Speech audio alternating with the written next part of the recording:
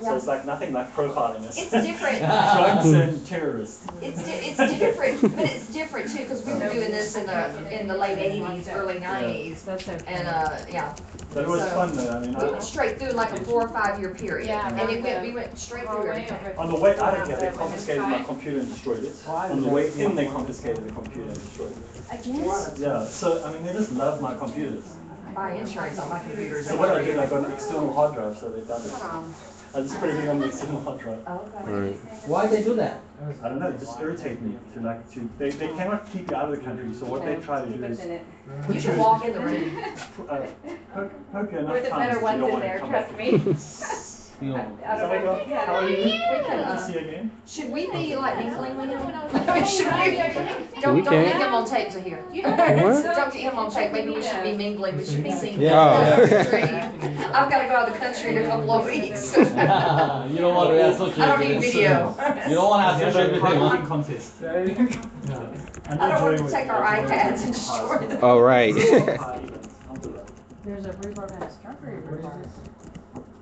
They took my husband took e-cigarettes to his family last time we went, because he said, okay, well, let's get them to stop smoking, and they wouldn't allow them in the country.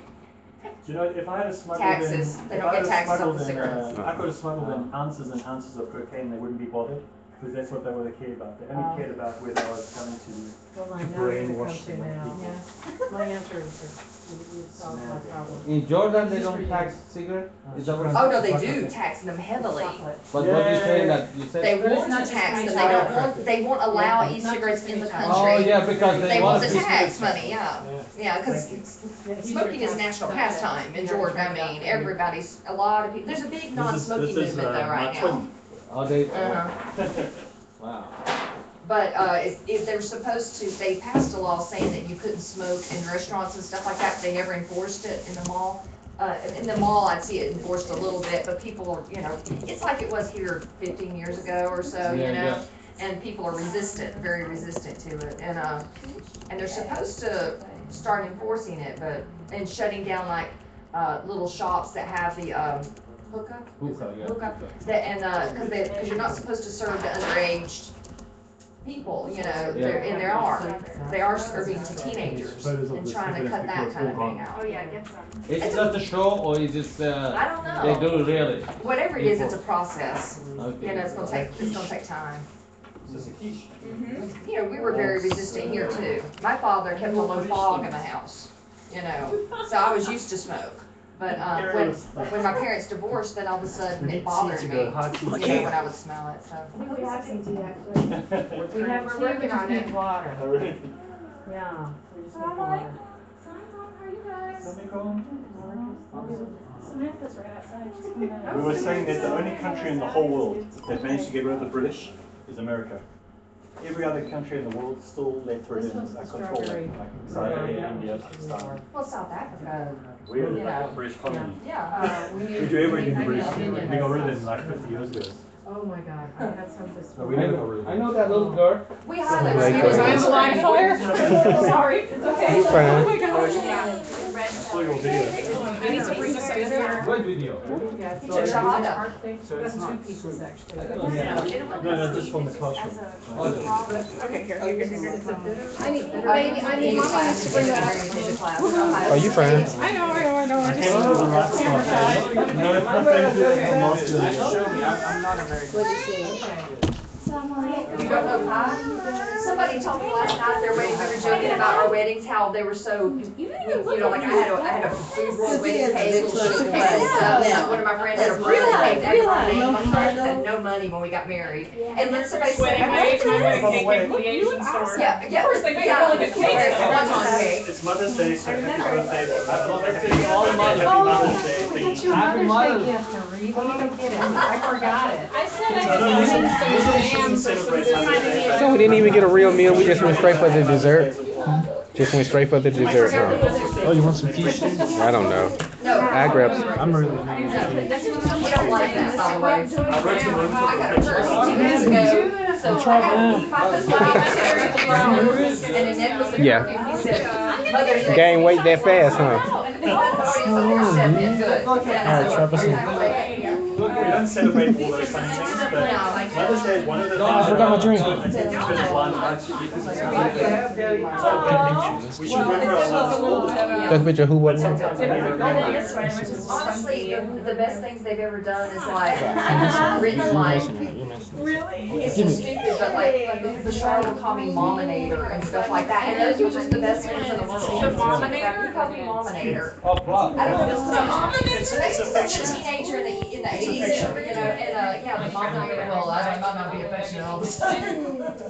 It's a good affectionate. I said, I realized I should have bought orange juice or something.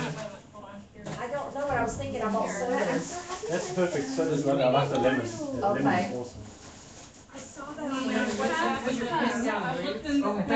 gave them at the last time because she thought better to not have any, just in case. Here's more when So here, does your family let you come to family reunions or?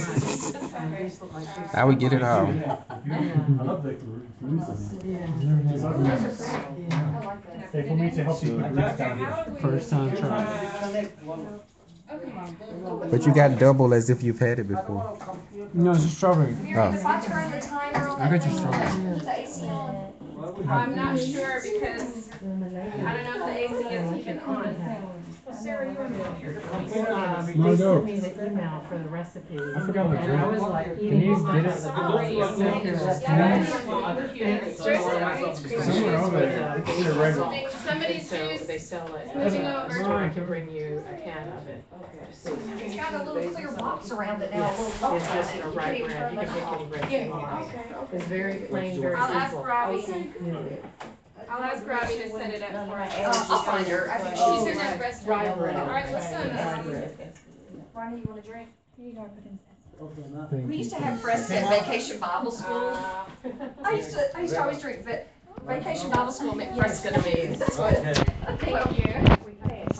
It's working. We're working on So it. you're the technicians at the back there. Oh, okay. Technically, it's become quite a well set up little thing, because I remember the first one I watched, the camera was all over the place. Yeah. Each one is getting better and better and better, so you're getting more technically advanced. Hey, Margo. No, it'll actually wire. We have a coffee cake. Sarah, do you want this along? She's nervous. All right, we're a little bit shy right now. Yeah. What?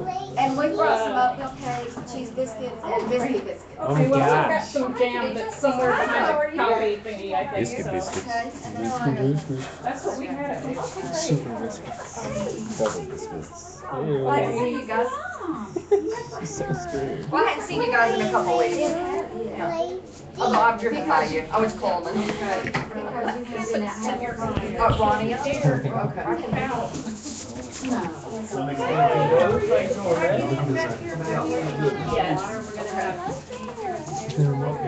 Got that umbrella? Always. Gotta be. See how you have to always be Hey, ready. just stand for us right here. Just stand right there, please. You need to get a photo. Oh, come on. I'm not a picture, man. I would tie that camera up, man. Done. Hey, look at my son, bro. How you doing?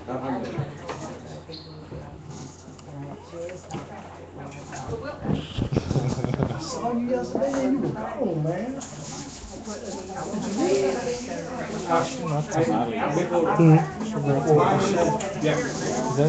Is that good finger? Mm-hmm. I never had that kind. She really puts that other It's the same kind. It's They always have some unless they have some. One is just to flop it on, and the other one is to make a fun little design. we are too everything is fine. That's how they're in this area. Okay, this is gonna take just a little bit of time to heat up. But once it does, if you want, we actually. Very. How much do you think? This is like. That work if that message was around here. That would be cool. Yeah.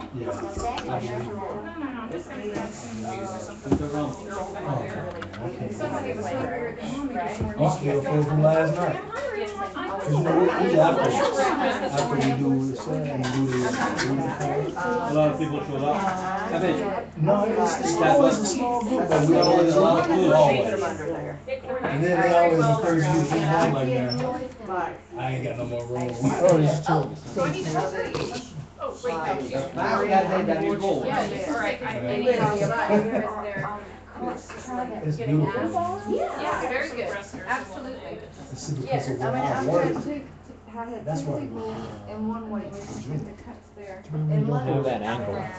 Cause I work on 2 acres. When we hit stuff on the mountains, Are we gonna get it? Whenever, man. I'm gonna go get a bicycle probably tomorrow again. Tomorrow? Yeah, tomorrow or the next day. Inshallah. Which one? Because the other one of mine, I messed it up here. I gotta do everything. I messed up everything. What are you gonna get? Like I mountain don't know. bike? I think I both the road and mountain, like something Like hybrid? hybrid, like I had before. With the drop bars or just regular? I don't know. Game with drop bars. Like, yeah, that's a lot better. Because the other one, I messed it up so much. The mountain just destroyed the thing. So I thought it was pointless So here repairing is it. Ali, Once Ali it's and broken, Aiden it's can broken. make it. It was a bit bigger. Oh crap, I can't I text. texted them and everything. He said they were coming. Oh, But I then don't they know, should were they be. even moving at the time? No. 9:30? They weren't moving? Mm-mm. They were in bed. They were in bed. Still ramming out moving. Mm-hmm. Sleep. Yes. I made the point of making sure I gave flowers to my mother in front of her church friend yesterday. Where's your In front of church. Oh, yeah, I go to her church and, I go to her church so much that the Muslim, the preacher there, not the Muslim, the preacher felt comfortable enough to make a joke about shingles. Then he would wish that on his Muslim friends and then like look around like, you know, like to see, you know, so I'm there every once in a while just to, you know. Pretty big church. No, it's a Church of Christ in Homewood at, Palisades, you know. Oh, yeah. Right down the right. Yeah, Grayish. I got, it's funny because I grew up in a church that was really strict Church of Christ, and I was with my Aunt Sherry, my mom's sister, and she, you know, is very much about staying with that kind of church, and she said, I can't go to that church. And I said, well, here's a church you can go to. It's closer than the one we've been taking you to when you visit. And she said, well, I can't go to that because they have a playground. I said, but it's a Mother's Day out. And she said, well, yes, but all the money from the church has to go back into the church. And I was like, aren't the people the church that's Mother's Day out and all I that? didn't have time. And she was like, no, it's not I got out. home late. And I said, okay, I like going out with you because you make me look liberal. Next time, Maybe next time. you, This is the same aunt who's asked me for a scarf, so when she goes to church, she can wear it while she's praying. She considers wearing it all the time at one point. If I had one. She likes to look. Yeah, well, she wants to be Margo. very specific, she wants to be, You very, hear what she said? really follow everything. Like, one year she didn't have a Christmas tree because she wasn't sure if that was When she okay. has to walk, So she'll come up she with goes through these periods of, whatever. I don't Tell her to read Jeremiah 10. Ooh. That ass. That's the first one. That's sweet. One she got through, grandkids, and I Yeah, think you can have the job. 1 through about 7. 1 through 7. about the Christmas tree stuff, yeah. 1 through 7. She's honestly one of the easiest people. I mean, my mom's family is really great. I mean, they like, if there's something with pork, they make another dish that doesn't have pork in it or something like that. You know, they're really, really good to me. And, I have the best family. They're, even though we don't even eat, they're very Well, give me the nice rest. about it. And Wait a minute, which she one are thinks you that, know, requiring? This is different. she gets me more than anybody because she tries so hard to do the right thing. So you get double and I get single. In fact, one day I came in, like, I didn't have on the long dress, I had on like something shorter, and she was actually kind of disappointed in me, I could tell. Did you guys try the quiche? And I wasn't around for the wedding, so. Delicious. It's salty, maybe? We're doing it the Indian way. You have the 3 things first and then That's the way to do it. Yeah. Get your glucose Yeah, I level tried up that. first. I tried that. First This- hour is I can't do it. We'll take a plate to go at least. Good, thank you. I'm still I heard from yesterday. This is Chef Eddie fruit juice. Remember I had you that, the videos I was showing you guys, I sent you guys? And then there's flying the. He was in South Africa and he found it as cool. Chef Eddie was. My mom thinks everything was butter. I have to. We had to I didn't realize I had gotten used to like canola oil and stuff like that, and then my mom made eggs with butter, and I was pretty, I just got back. I did not realize how strong that is. Yeah, you're right. Keeping up with it. Yeah. Keisha's awesome. Good, I'm glad. I was worried. Where's the table? Oh. It's being taken up by food, and I figured I shouldn't sit at that. Then I might look a little bit like I do. Did you say Ali? I want to bring those small We're pieces. on prison for you running. Oh, What? It's just, it's delicious, I love it. You're like a noob right now. You ever eaten fire? Shut up. Yes. We don't know what to do. So what they say with man, just drink. Yeah, remember that day? Oh, yeah, I'm cutting them out. Nurse who does on the No. restaurant gave Ahmed a few days off. And it was so welcome because Cause we I- really needed a vacation. Mm. So, really, really. Mhm. What are you gonna do? Destroy it? His sandwich down there was Omar Friday night. And I may do 'em again. Do you wanna sit in mommy's lap? How long did it take you to do About 5 years. these? Years. I could not go back to sleep That's after what I'm saying, Fuzzer. dude.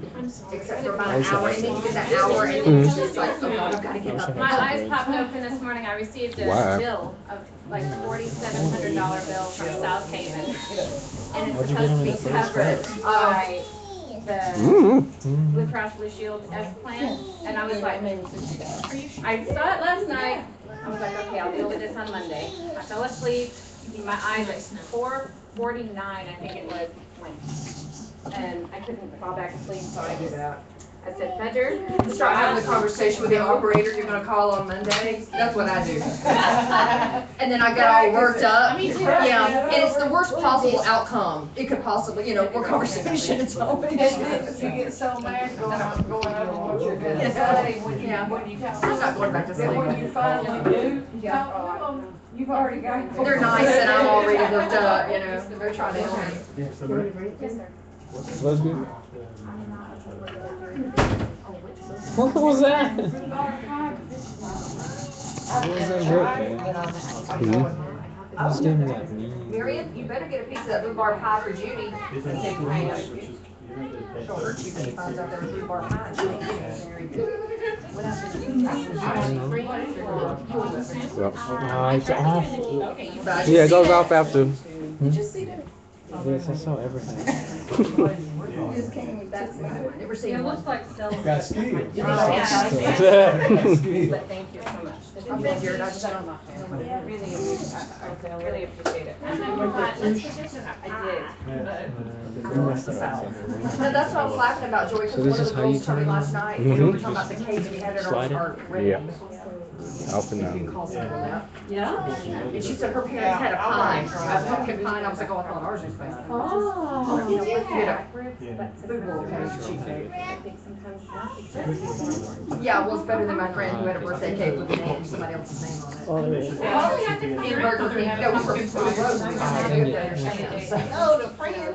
well, she was, she and her Gotta do husband. faster than that. She had to borrow a dress. And then they went and she said, I was sitting in Burger King after I got married at the courthouse. And my husband and his friend got one other woman inside and I'm just sitting there like, what have I done? Oh, sandwich. I didn't bring that to drink. It's funny when she tells it because she looks like she remembers the name of the Maybe cake. if I get like that angle. Never happy about who got married. She's like, You know, maybe. it's hilarious, and she's this little high pitch, when she gets Maybe I'll excited, just stay there. it's this little girl voice. She tried to get a job, they wouldn't hire her as an operator one time, because she sounded like a little girl. And she's real nice, and so she went, oh yeah, they really just like everybody, they're like, oh, you're not working here. And yeah, and then she had to tell her sister who she was living with that they had eloped. And she was, I think she was 17, and then, it was Rebecca Sakari, and then her sister says, well, what do you think you're gonna live on? What do you think you're doing? And she said, and then to Rebecca, I'm so stupid. We'll live on love. Which meant potatoes and eggs. Excuse me, I'm sorry. She went to buy yogurt one time, you know, we're country girls, so we just knew yogurt with flavor and stuff in it, and her husband was making Arabic food, he sent her to the store to buy yogurt, and she came back with like strawberry flavored yogurt or something, and he's like, what are you strawberry? When we married our husbands, we were like, we didn't know that there was yogurt that didn't have a flavor in it, we had no idea. We knew Uncle Ben's rice, and that was it. And that was, our mother didn't know what to do with that. You know, she'd cook it, put a pat of butter on top. Well, I don't know. I should try to do something different. You know, potatoes and vegetables. Yeah, no idea. We didn't grow rice. Are we supposed to eat it with our pinky? Yeah. Rice-a-roni, yeah, that was the extent of our rice.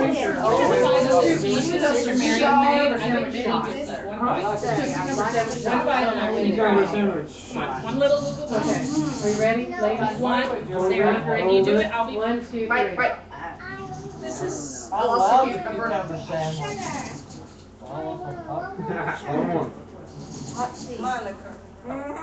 All right, take your picture. Hang on. Thank you. Done? Well, that must be funny on there with all the pictures first. I do that funny girl thing. Huh? You take a picture, you take a picture, it's really good. I dropped a cucumber. I'm sorry, Samantha, what were you saying?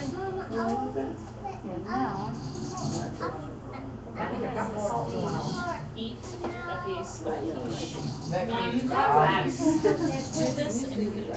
I never eat like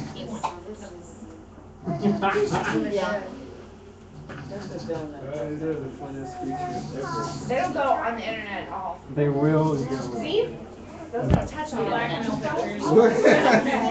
Those pictures there that he's taken. Okay. Unless I look like Tyra got Banks. really then good everybody will. I told somebody that one time, they said, what do you want to look like? You know, and I said, I want to look, when they were cutting my hair, I said, I want to look like Tyra Banks. They're just the first name that popped in my head. And they didn't have a clue who she was. I'm like, never mind. Daddy. Never mind, my humor is lost on you. Just think. That's a good one. Oh, In look, fact, look at you this one. should cut my hair if you don't. That's a good one right there. Advertisement. Advertising. I'm scared to eat a cucumber sandwich. I don't know what the sauce is on there. Oh, she's got She's still like, the. I'm like, no one under 35 is allowed to cut my hair. No. Okay. Look at this one. That's food. There's another one.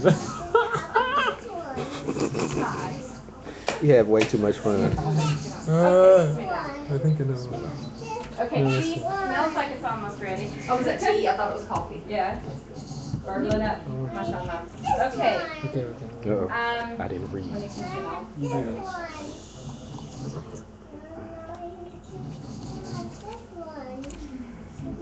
Oh. No, I got you. I went to that wedding last night, Miriam. They gave us dessert and then, so that plant, that is for, yeah, from Joy. Okay. I just wanted to make sure. To make you put down roots, she said. She said to make you put down roots. Yes. I'm gonna put it right behind me. You might want to send one to immigration too. Here, okay, you're fine. Okay, name them. I put it up there, I thought maybe it looks pretty. Sounds like It is underwater. beautiful, I just No, need to be but- able to see, you know, I'm short. The plant's taller than she is. I'd be having to go, Bismillah ar-Rahman ar-Rahim. Assalamu alaikum everyone, and welcome back to Sheikh Arif. We're so happy to have you home. Everybody has been waiting for you for 6 months, and we were scared, sitting on pins and needles and chewing our fingers, well I was anyway, because you kept saying, not sure, not sure, not sure. I was like, you better get sure. We have several new Muslims, and I'll let everybody introduce themselves and reintroduce yourselves too. I'm sure he remembers, but let's go ahead and do that anyway.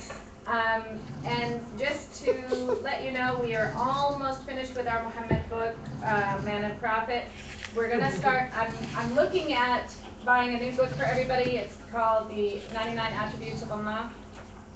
I'm working backwards a little bit, only for the purpose that new Muslims hear a lot more hadith and Prophet Muhammad said than they do the Quran is mentioned in this verse and that verse, okay? The names and attributes are way more important than saying, we can't compare it, let's put it that way, it's incomparable.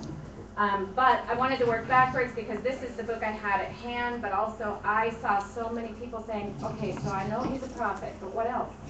You know, and we already know who God is, one. And sometimes when we work through backwards, we get a chance to really ground ourselves in certain knowledge so that when we go to the higher knowledge, we are able to accept it and easily put it into our lives, inshallah. So that will be the next book, and I'm working on that as soon as I possibly can. I have, just to make the order, I believe. I have a promise. Is our goal to try to finish this at a certain point, or I mean, We are going halfway through May to- here? That will be the book we do when we come back. I'll put it that way. The names and attributes. But this book, we need to finish this within the next couple of meetings. This one and the next. How many pages are we looking at to finish the whole book? I didn't even think about that, honestly. We may have to finish About that book and 130, then, about 130 pages. well, we may have to finish that book and then take the break. I don't know. Well, look, I say we, you know, like the ones we're on now, I just don't feel like they're pertinent. That's something you can read on your own, like this each chapter. But at the end, isn't there like But the end best part of the, book? I say we kind of skip. I mean, I don't know, you've read, you tell me, but like the chapters we've been doing the past couple of Maybe weeks. I don't put the ending. Yeah, That's why I like. I mean, a gloss Can we over, do 2 or 3 gloss over. chapters each week from now on? we'll have to. Well, I think we need to, and I think in order to give justice to the book, we need to go ahead and do that. I really don't want to skip. We're on chapter 38 this week, and 46 is the last chapter. Okay, we need to do 3 chapters next week. And the So next everybody chapter read is 3 long. chapters. It's longer than these others. These 10, 15 pages. Yeah, 39 okay. is a little longer. 7 days is long too. I mean, we do need to cover the international, you know, and how Islam spread throughout the area. But the last chapter, Yes. Let me look at it and I'll let you guys know on WhatsApp. How about that? yeah. But let's go ahead and introduce everybody. First of all, Sheikh Harib, if you don't mind to introduce yourself, because we have so many new sisters and brothers in the class. Well, the brothers are still showing up, maybe. Assalamu alaikum wa rahmatullah. My name is Arid Islam. Arid means to kick about, Islam means to submit to God. So when I reverted this, I'm asked to have a name that meant the person who thought about submitting to God. So every time I say my name, I have to remember that I'm a submitter, someone who's practicing submission. So we're not perfect, but we try as much as possible to submit to Allah. So I reverted to Islam, or converted to Islam, in 2001. So I have been a Muslim for quite a while now. And my job is not to teach. So what? As a Muslim. She's a veteran. You're supposed to You've done much more in the years that you've had. As Yes, a that Muslim, would be the that's right right. answer. As a Muslim, that's better to be older. I think we're older than him in a couple of ways, Yes, I chronologically. am. I don't know. But my job is not to teach or lecture or to tell you how to think or to push people in something, but just to facilitate. So I'm here as a facilitator, as a lecturer, teacher. If you need help or guidance or want to know about something, I can push you in the right direction to let you do the work. So that's what I am. Who are you? Michael. Did I see you on TV the other day? No, that was his brother Oh, too. that was your brother. I saw your brother on television. All the way in South, you know where South Africa is? Way the other side of the world. And we saw you there. Lots of people saw your brother. And your name? Both of them, I mean, like, you just stayed on the ground and they jumped up. And his uncle also took Shahada. Lovely. 2 weeks before Taylor took Shahada. And so mashallah, it's the family Well done. growing, mashallah. Very good. Working on mom now. And then we have Brother Nadir. Nadir Rashid became a Muslim in 1990. Auburn. Became Muslim in 1993. And just enjoying the ride. Alhamdulillah. And he's an Auburn supporter, that makes him a cool guy. That changes We're gonna have to the day. kick you out the room. Watch You'll have out. to sit out there now. I'll do it. I know. I will do it. Whoever you I'm will glad sit I'm with getting you, more you'll people. be in I a had good one company at least. That would be like rewarding them, Miriam, if we let them sit outside together. It's gonna teach you too long to do that. Glory. We are having a welcome back Carter Somebody party. Welcome back, Bob. Yeah, Bob's He is I used to watch it. I know, I had to dog that horse shack.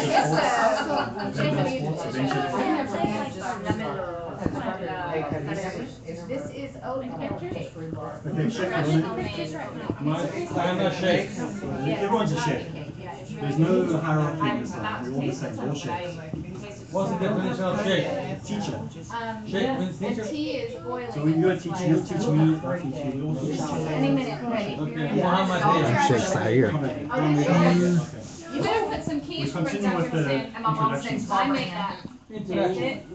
The quiche is They not into the food sweet. now, The man. quiche is No, it's done here. Very good. It's awesome. Madar with everything. Okay, we continued with the introduction. Mohammed has introduced himself. I'm Yeah. sorry. That, Yeah, Dr. Muhammad Hussein here. came in, I was trying to make him I'm sorry. finish. Yeah. He'll just be into tea. No, this is the king, no, this is not the king. Oh, that's it. In his class, we respect that nobody interrupt him, but, you know, when he comes to the other If I interrupt anybody. Now you're embarrassed to be That was a nice. wacky shot. Yes, Muhammad, introduce yourself. He's introduced himself, so it's fine. So the sisters, we can move on to the sisters. Did you already get Samantha? Samantha? There you go. I guess so. I just became a Muslim in February. Alhamdulillah. Assalamualaikum. Hi, Uncle.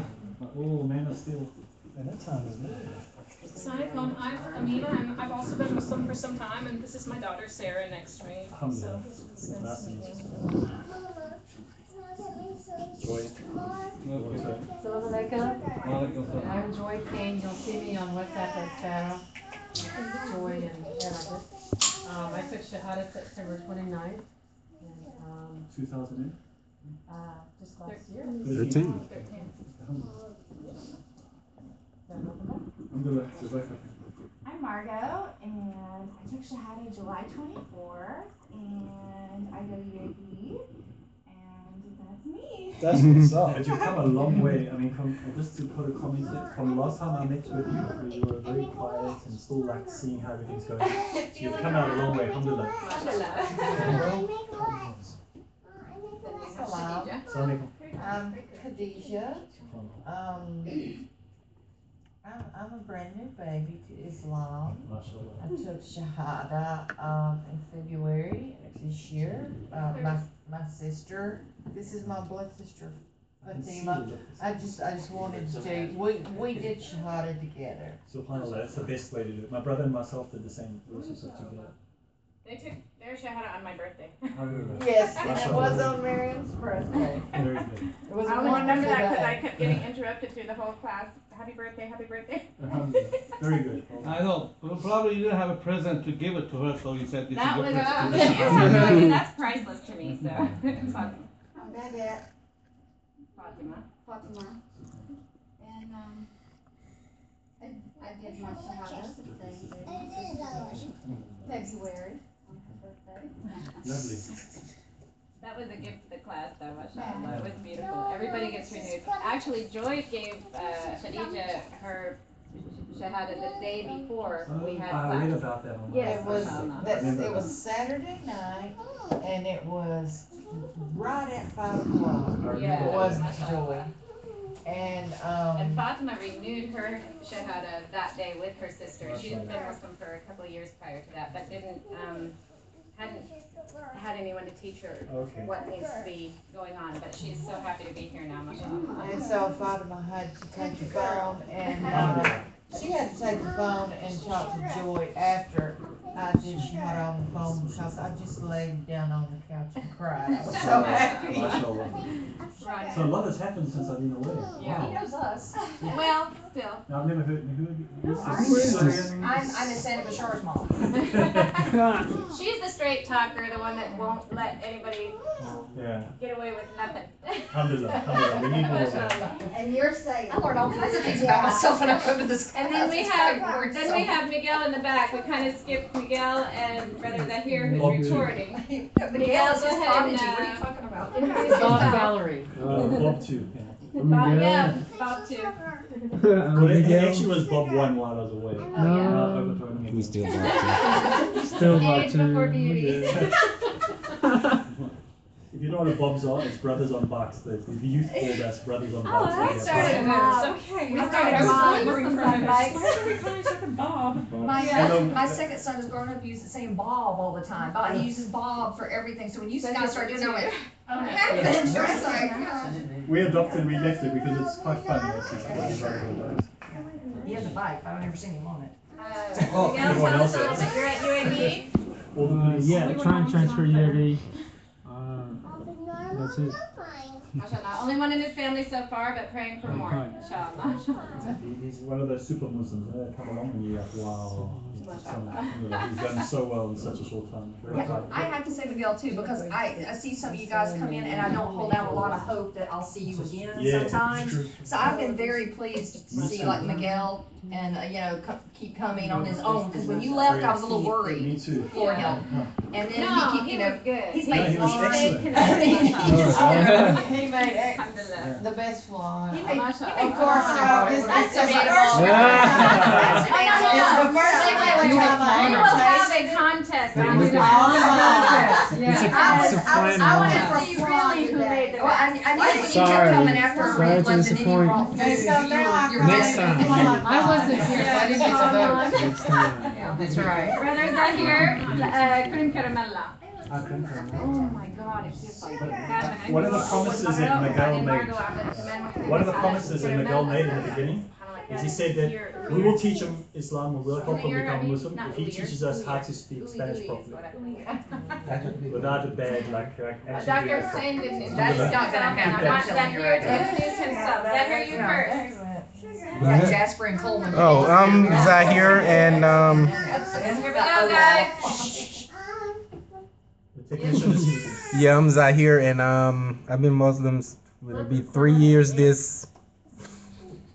3 years this Ramadan. That's it.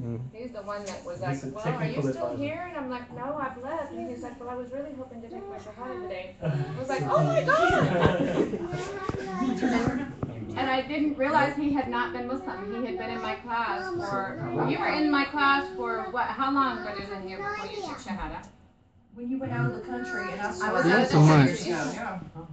I went to Kuwait and I'm gonna have her birth the baby. Anyway. About 3 But months. I don't know. he was in my class for about He was in there 2 before or I 3 got months there, yeah. before Yeah, he about took 3 months. shahada, mashallah. So I was shocked that he wasn't even Muslim. So when he told me that, I was like turning around, U-turn on 31 and hoping and praying no policeman saw me. And then he said, well, I've left now. I was like, but yes, Brother Khalil gave him his shahada the next day, I think, right? I understand Zahir, because I'm a slow mover too. So I understand you. Yeah. His heart, and I say this In a class lot, was the the same. heart becomes Muslim way before the mind and the tongue will say it. It's that holdback of that ability to take that final step. I read a guy in a pamphlet and I stole it from him when I had to do a thing. I gave him credit. He said I was Muslim in my bones before I said it out loud, and that kind of summed it up for me because it took so long. Yes. You know. But this is a good thing. We always try to rush people, and one of the lessons we need to learn is be patient, have sabr. Let the person come into Islam when they are ready, not when we think we are ready. There's 2 more recruits this walks in. So this is my main man. Introduce yourself. So are we not becoming Muslim? I don't know. You are a member. You don't.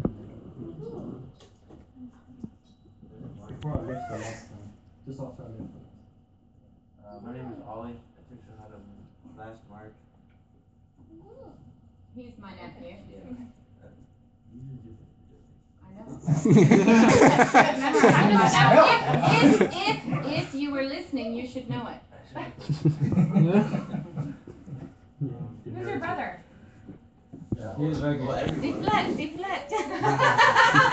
Marcos, just look looked at up the and washed his face. Ali is 19. He's my nephew. I've known him all his life. I watched him grow in his mommy's belly, and then when he was born, he was one of my sweetest boys ever. MashaAllah. And as he I have to has take some grown, sarcasm in that, mashallah. as he has grown up, I've been very proud of him and extremely blessed to have him as my nephew. And that leads me into my second nephew over here, Aiden, who I have the honor and the privilege of spending lots of time with now. And didn't know him as well as he was growing up, but when he took Shahada, I was so proud of him because of his understanding, even though we had never really talked a lot about it. You know, and he's like, well, I never thought there could be more than one God. I was like, okay, so you got one God. So what about Muhammad? Well, if he was a prophet, then I guess then I believe he was the prophet, you know? And easy. there's no way that he couldn't have been a prophet, because if you think about it, and I was like, and he's like, yeah, so I'm Muslim. And I was so proud of him just for being able to explain it the way that he understood it, and that's like amazing. He is 16 and stays with me and is very, I'm very blessed to have him in my home. Most of the time, very helpful, mashallah. Most of the time, that's good for a 16-year-old. I'll be on relief right now. That's looking at him. extremely good. That's very. And he's very respectful and helps us with the girls, keeping them happy and all of that too. Dr. Hussein? I'm Hussein Abdul Latif. I was born to a Muslim family. My family is from Jerusalem originally. And my parents were secular, they were not really religious, so and I became more religious after 9/11 actually. When I started rediscovering the religion, so maybe you can say I reverted after 9/11. This is an important I message. always say that. I always say there is a point in each Muslim's life when they decide to participate in their religion. So there's a It born doesn't again matter if they were experience. born Muslim or become Muslim. I mean, I was, like when I was a teenager, I came to religion a little bit, but then Everybody highs and lows in Iman. We say it's a roller coaster. Well, but 9/11 was definitely a shock to me, and, Yeah. and I felt I really needed to read the Quran and see exactly what it says. And actually, I learned from the Quran different from what I learned in religion class growing up. So it was The once a week class you had? No, I mean, it was like we had classes more, like Well, in that's school what I in mean, Georgia. I'm shocked overseas to find sometimes, and we think that they're getting they're not, they're getting religion classes in some schools maybe once a week or something like that, and it's not as extensive as Americans, we think it's gonna be, you know. You know, my school was an Anglican school, but we had the religion class more than once. But the issue was religion was taught as rules of do's and don'ts, rather than teach you iman, and I think that was what was missing. Haram, halal, and haram, halal. So there's lots of rules and regulations. Mustahil, ma bisir. Yeah. And then sometimes you have the, because that's what my mom said to do. It's just like us with Christianity, we never really understood it. We just kind of did what the family always did. Sarah, are you wanting to introduce yourself? You ready to introduce yourself to us? What's your name? Sarah, Sister Miriam is talking to you. What's your name? Sarah. Very nice to meet you, Sarah. Can we have our class now and you'll be ready to listen? Yes. Very good. Thank you so much. I'm going to get a special treat. Oh, no. Thank you. Let's finish class and then we'll get the special treat, okay? And you just might get a special treat too. I have one in my bag, okay? Excuse me, can I ask you something? Yes. This kind of little He suggestion. said no special treat for you. No, a special suggestion. Because as we went around to new Muslims, I would like to see from the window that they are seeing Islam and what inspired them. Maybe in one sentence. This can be for next week, for instance. Okay. They come up with with one sentence saying that Your what perspective really, on for Islam. instance, character of the Prophet ﷺ made them come in Islam, or some What appealed to them? And Okay. if they come in one sentence say that, and somebody take a note that, of course, we have a monthly newsletter, and you can ask Ashraf, put that things, everybody's, if they like to put their name in, that's fine, if they don't, they can put in one sentence in front of their name, and that way, we as a Muslim that we were born in Muslim, we don't see their windows Right, their perspective, perspective. And if they say it, then everybody look and say, what the, because we born Muslim, right? Yeah. Nobody, I mean, forced us. Actually, we were forced, put it this way. But they were not forced.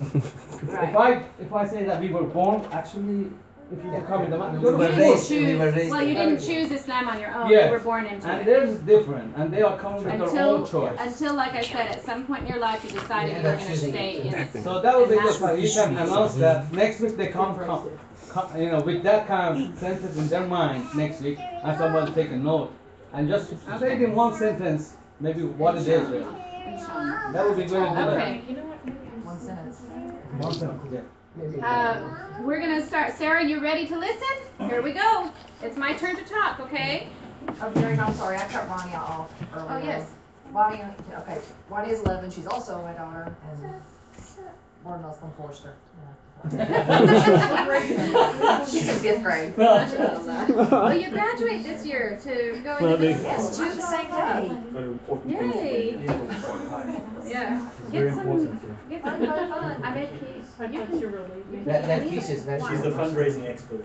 It's a little I'll something take it from my now. mama. This with me. And that, what kind of cake is that? Oatmeal cake. Oh, The best.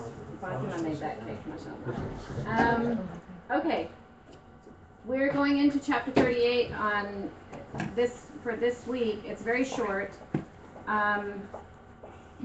We need to get through the rest of the book, and we may be doing 3 and 4 chapters at a time just to get through it. We'll just have to see. I'll look at it. It pops into your head, just start talking about it now if we cover it, and Inshallah. Well, I just, we had reviewed it, that's the problem. I don't want to get, I think, and I remember, and I don't like doing that.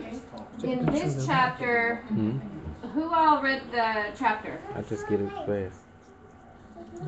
Okay, in this chapter, it's talking about something that kind of goes with the previous chapter, but is a little bit more, a little more emphasis on forgiveness and time passing and the ease of the hardship that was happening and the humbleness of the Prophet Muhammad, peace be upon him, after he had gained so much, rather than when you see other people who've gotten this achievement, they become very arrogant in their behavior and mannerisms. They also become very harsh sometimes, like judgmental or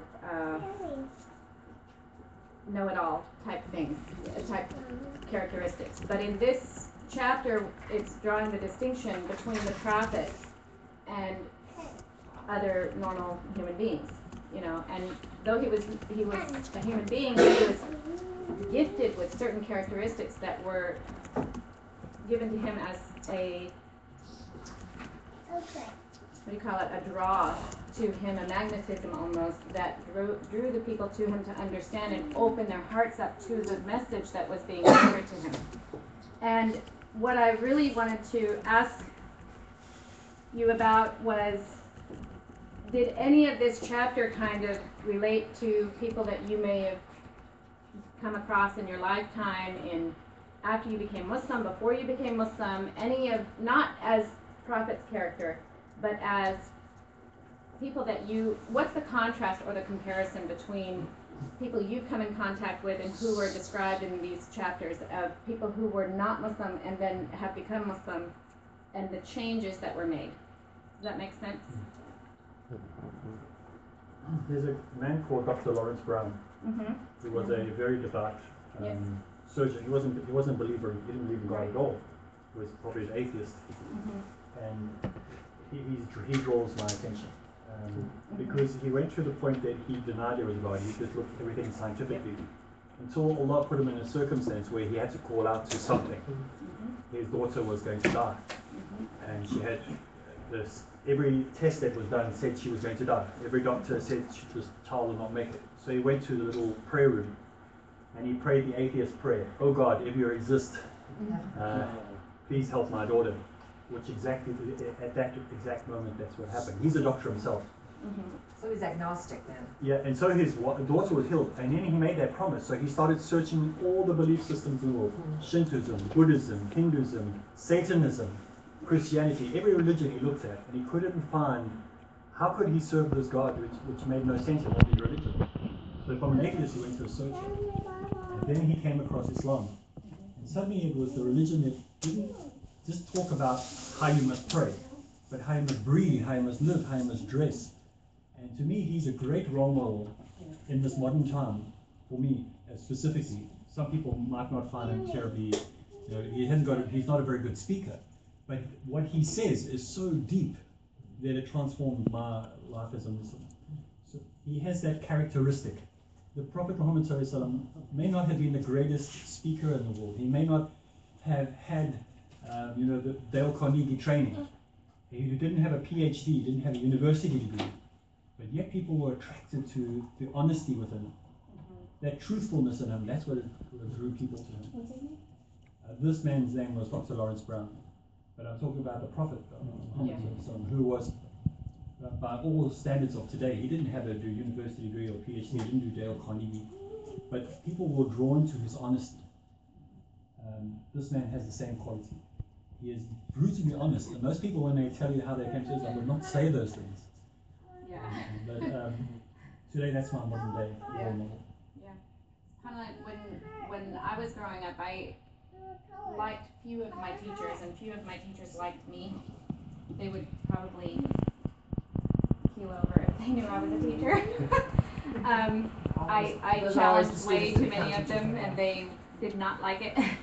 But there were the few that I liked stayed who they were, no matter what I was doing, and no matter what the other people, what awards they were winning, or any of that stuff.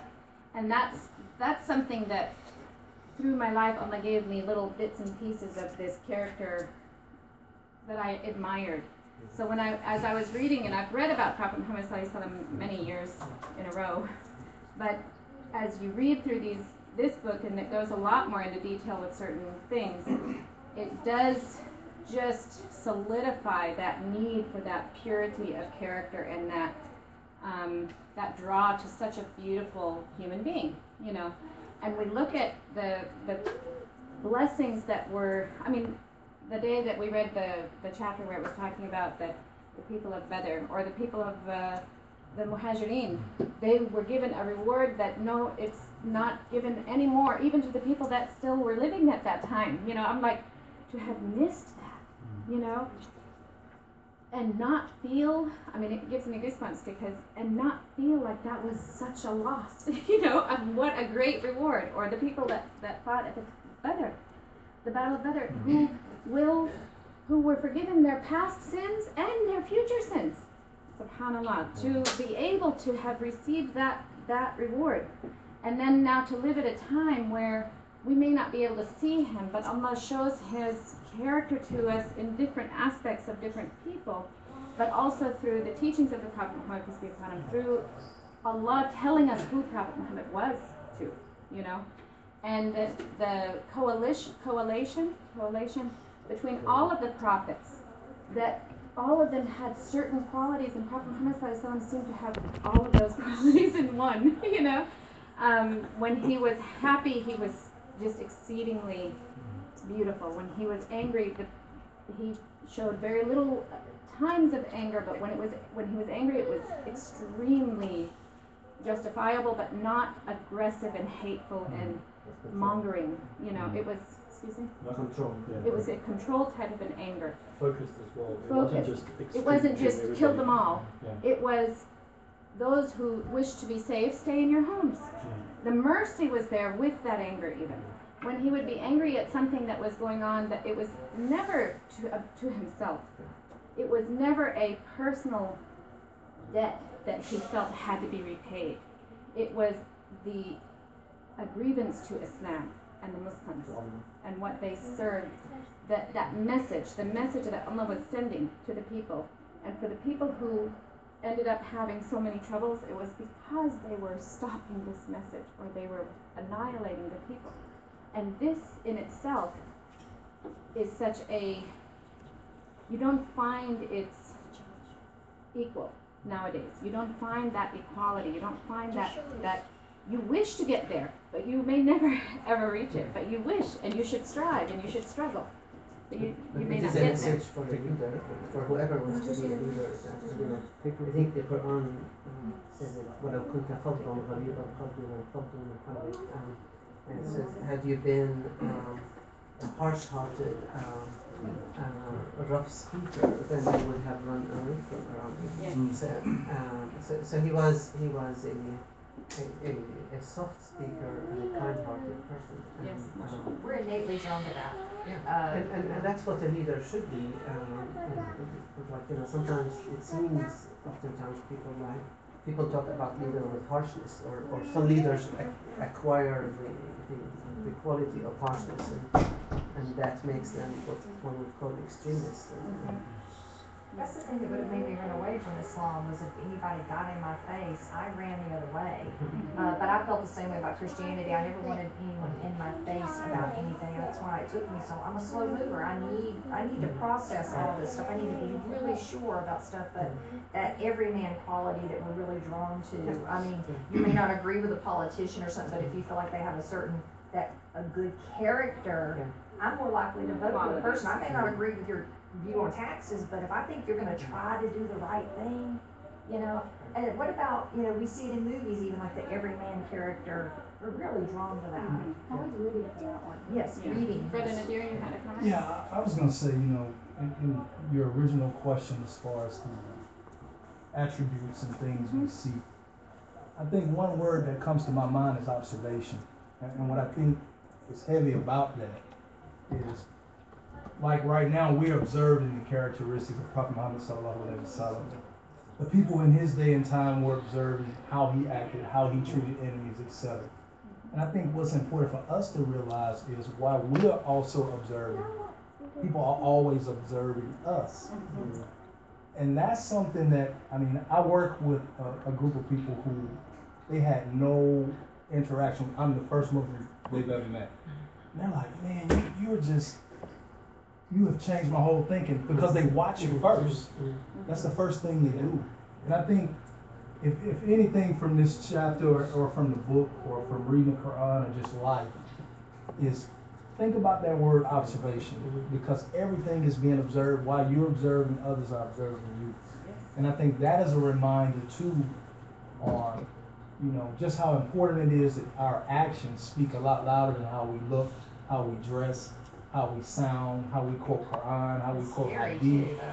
And to go deeper than that, we're always observed. Oh, without a doubt. Because Allah is recording, the angels are recording each and everything that we're saying, doing, thinking. Allah knows what we're thinking. And so even, my husband told me a story about a man who was trying to convince this lady to be with him. And he said, no one is looking. And she said, but Allah is always seeing. And to this, it's very important to understand that even when we think we're alone and we might be doing something, nobody else knows we're doing it, but Allah knows what we're doing. Allah sees what we're doing. And even in the good, we always say that about the bad, but in the good we should remember this too. Because when we're doing something good, we shouldn't, you'll see, and I'm talking about humbleness in this chapter because that's the highlight of the chapter, but also we need to understand that in our own character. When somebody says, oh, you're the best person I've ever seen do this or that or whatever, you say, alhamdulillah, because it's not by your own leave. You didn't get there on your own. You made an effort and Allah allowed you to improve and improve and improve to that point. If you hear a person say, oh, thank you, alhamdulillah, and leave it, it's not that they're ignoring your compliment, but that they're trying to stay humble, that they don't want to get to a point where they become this haughty, in the sense of, in the sense of egotistical and you know, even maniacal in some of the treatment that they do with other people after that, because they become so superior than another person. It's like people who are constantly working in contests and things like that must be top, must, and then when they're talking to anyone who's still on the way, reaching for that top line, they're like, oh, you're beneath me. How many times have you ran into somebody though, and you had a lot of interaction, or you did a speech or something with a group, and then I'll get the, oh, but you're not the typical Muslim, you're not the, I'm like, I am exactly the typical. I said, there are so many women exactly like me in this community, you have no idea, and that's the thing we have to change. We have to get that out there, and we're so bad at it. I worked really hard. I worked really hard at that. I went to the bank, and my friend who works at Iberia, she said, her name is Sandra, she said, hey everybody, come here and meet the most subservient, whatever. She kept saying certain words that were like, I'm so shy and underground and I'm timid. She met you? She was being so sarcastic. Oh, okay. And the ladies were like, okay, and they were walking toward me and I'm like, looking for who are you talking about? Because I'm the only one in here. And so that made me be able to talk with everybody, and they got the point that we are not hidden in a closet and put in a dungeon. I want to make one more statement and I'll be quiet. I think it's very important that we realize that Prophet Muhammad sallallahu alaihi wasallam, his greatness is due to Allah. Yes. Because I've heard so many people when they talk about him almost make him sound inhuman. Mm-hmm. And we have to be very, very careful and be mindful. Every bit of that was due to Allah, because even the last spot of bad that was in Prophet Muhammad sallallahu alaihi wasallam was removed from him. So this is a gift, and Allah gave these characteristics to, like I said, all of the prophets, and that's why we say the prophets were the best of the men. We are not, we are different in character. We are not different in blood and flesh and bone, okay? Character, and all of us have the ability to reach higher than what we are right now. But when we do anything, it's always by the will of Allah, always. And Prophet Muhammad was born with specific characteristics that were very, very unique to that time for that. There was encoding in his DNA Yes. before the creation of the earth that he was going to be ordained. Allah did not search high and low to try and find a faithful person. He knew who he was going to choose. Yes. So there was something in all the prophets. In their DNA it was written, you will be a prophet. But they could have been reluctant prophets. Many of them were. They were not very good. But some of them were excellent. And the Prophet Muhammad, through the mercy and the training and the guidance of Allah, was good at what he did. And that's why he was successful in transforming the whole world within 90 years. He had a need He would remove himself from the people because he saw the shirk, the irreligious activities of the day. But he also loved his people. Just like all of the prophets who were crying Noah when he's saying, but my people, and they're all drowning because they denied Allah. You know, you have Prophet Ibrahim alayhi salam, who walked on coals just to show the people, okay, so what? But alhamdulillah, he didn't feel the heat, but that was supposed to be his punishment. He was willing to go through all of these things just for the people to understand and accept the message of Allah. All of the different prophets had different, like I said, characteristics, but there were few that the messengers were those who had a combination of the characteristics. And the messengers were the ones that really needed that combination, which Allah in His wisdom gave to them, because they were calling to the people. It's like when you want to be in dawah, you have to have certain characteristics. No da'i is the same. He's very different than me. I'm very different than Monica. We're all very different people. You're all different people. You're going to be very, Yusra, nothing like me. Oh God. Absolutely nothing like But me. difference is good. It's the beauty of being able to accept your strengths and your weaknesses and understand that I'm not everybody's cup of tea, and it's okay. I don't have to be. I have to be good at what I do. I needed you to kick me around a little bit. Yeah, she needed to be kicked out. But now that's why she's doing all the kicking. Yes. No, she's mashallah. Alhamdulillah, but you're doing it in a good way. But you have one side that's really, and I saw this at the mass convention. two people up on the panel, and one was, you saw the African American sister and that sister from Chicago who ran At the conference? yes. Oh. Karen, I think was her name. Carrie Danielson, I got her on Yes. Facebook. She knows Jennifer and Stacy and all. Yes, and Paula. Lynn. Anyway, their characters were so linear. I mean, Oh, you yeah. could not see that they would even be buddies, but they're sisters in Islam. And that's the unity you need. You don't have to be buddy-buddy with each and every person. You have to have that unity of sisterhood and brotherhood. They And complement each other. it's very complementary because you have the yin and the yang, just like you have in every other aspect of life. You I have may to say have, something that sets somebody off and really puts them back, and then Miriam will come behind me and say something that they go, oh, okay. well, it I clarifies get it. what they may have misunderstood, because there's a way of saying things and there's a way of needing it said. You can say things and it's still the truth, but sometimes you need it to be said a certain way. And it just doesn't matter, and that's why it's always good to have a group of people doing the talking. Okay, let's get more into the actual chapter. I have a question. Yes. The prophet was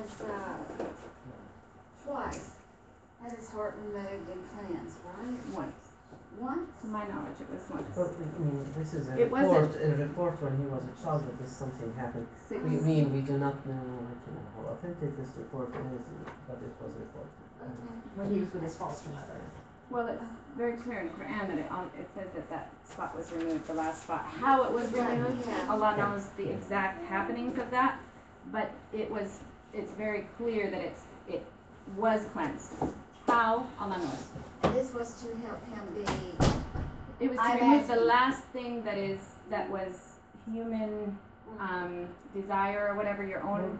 But that can be an What issue is of controversy, because if we take from his humanity, it becomes hard for people to try to strive to That, be it like really, him. the fact that he thing still that- made mistakes is what made me accept him as a prophet. So I see what you're saying, but at the same time, the only way to explain it The cleansing of the heart is does to not take what necessarily evil might have been there. It doesn't The nec- last dark thing. Or polytheism.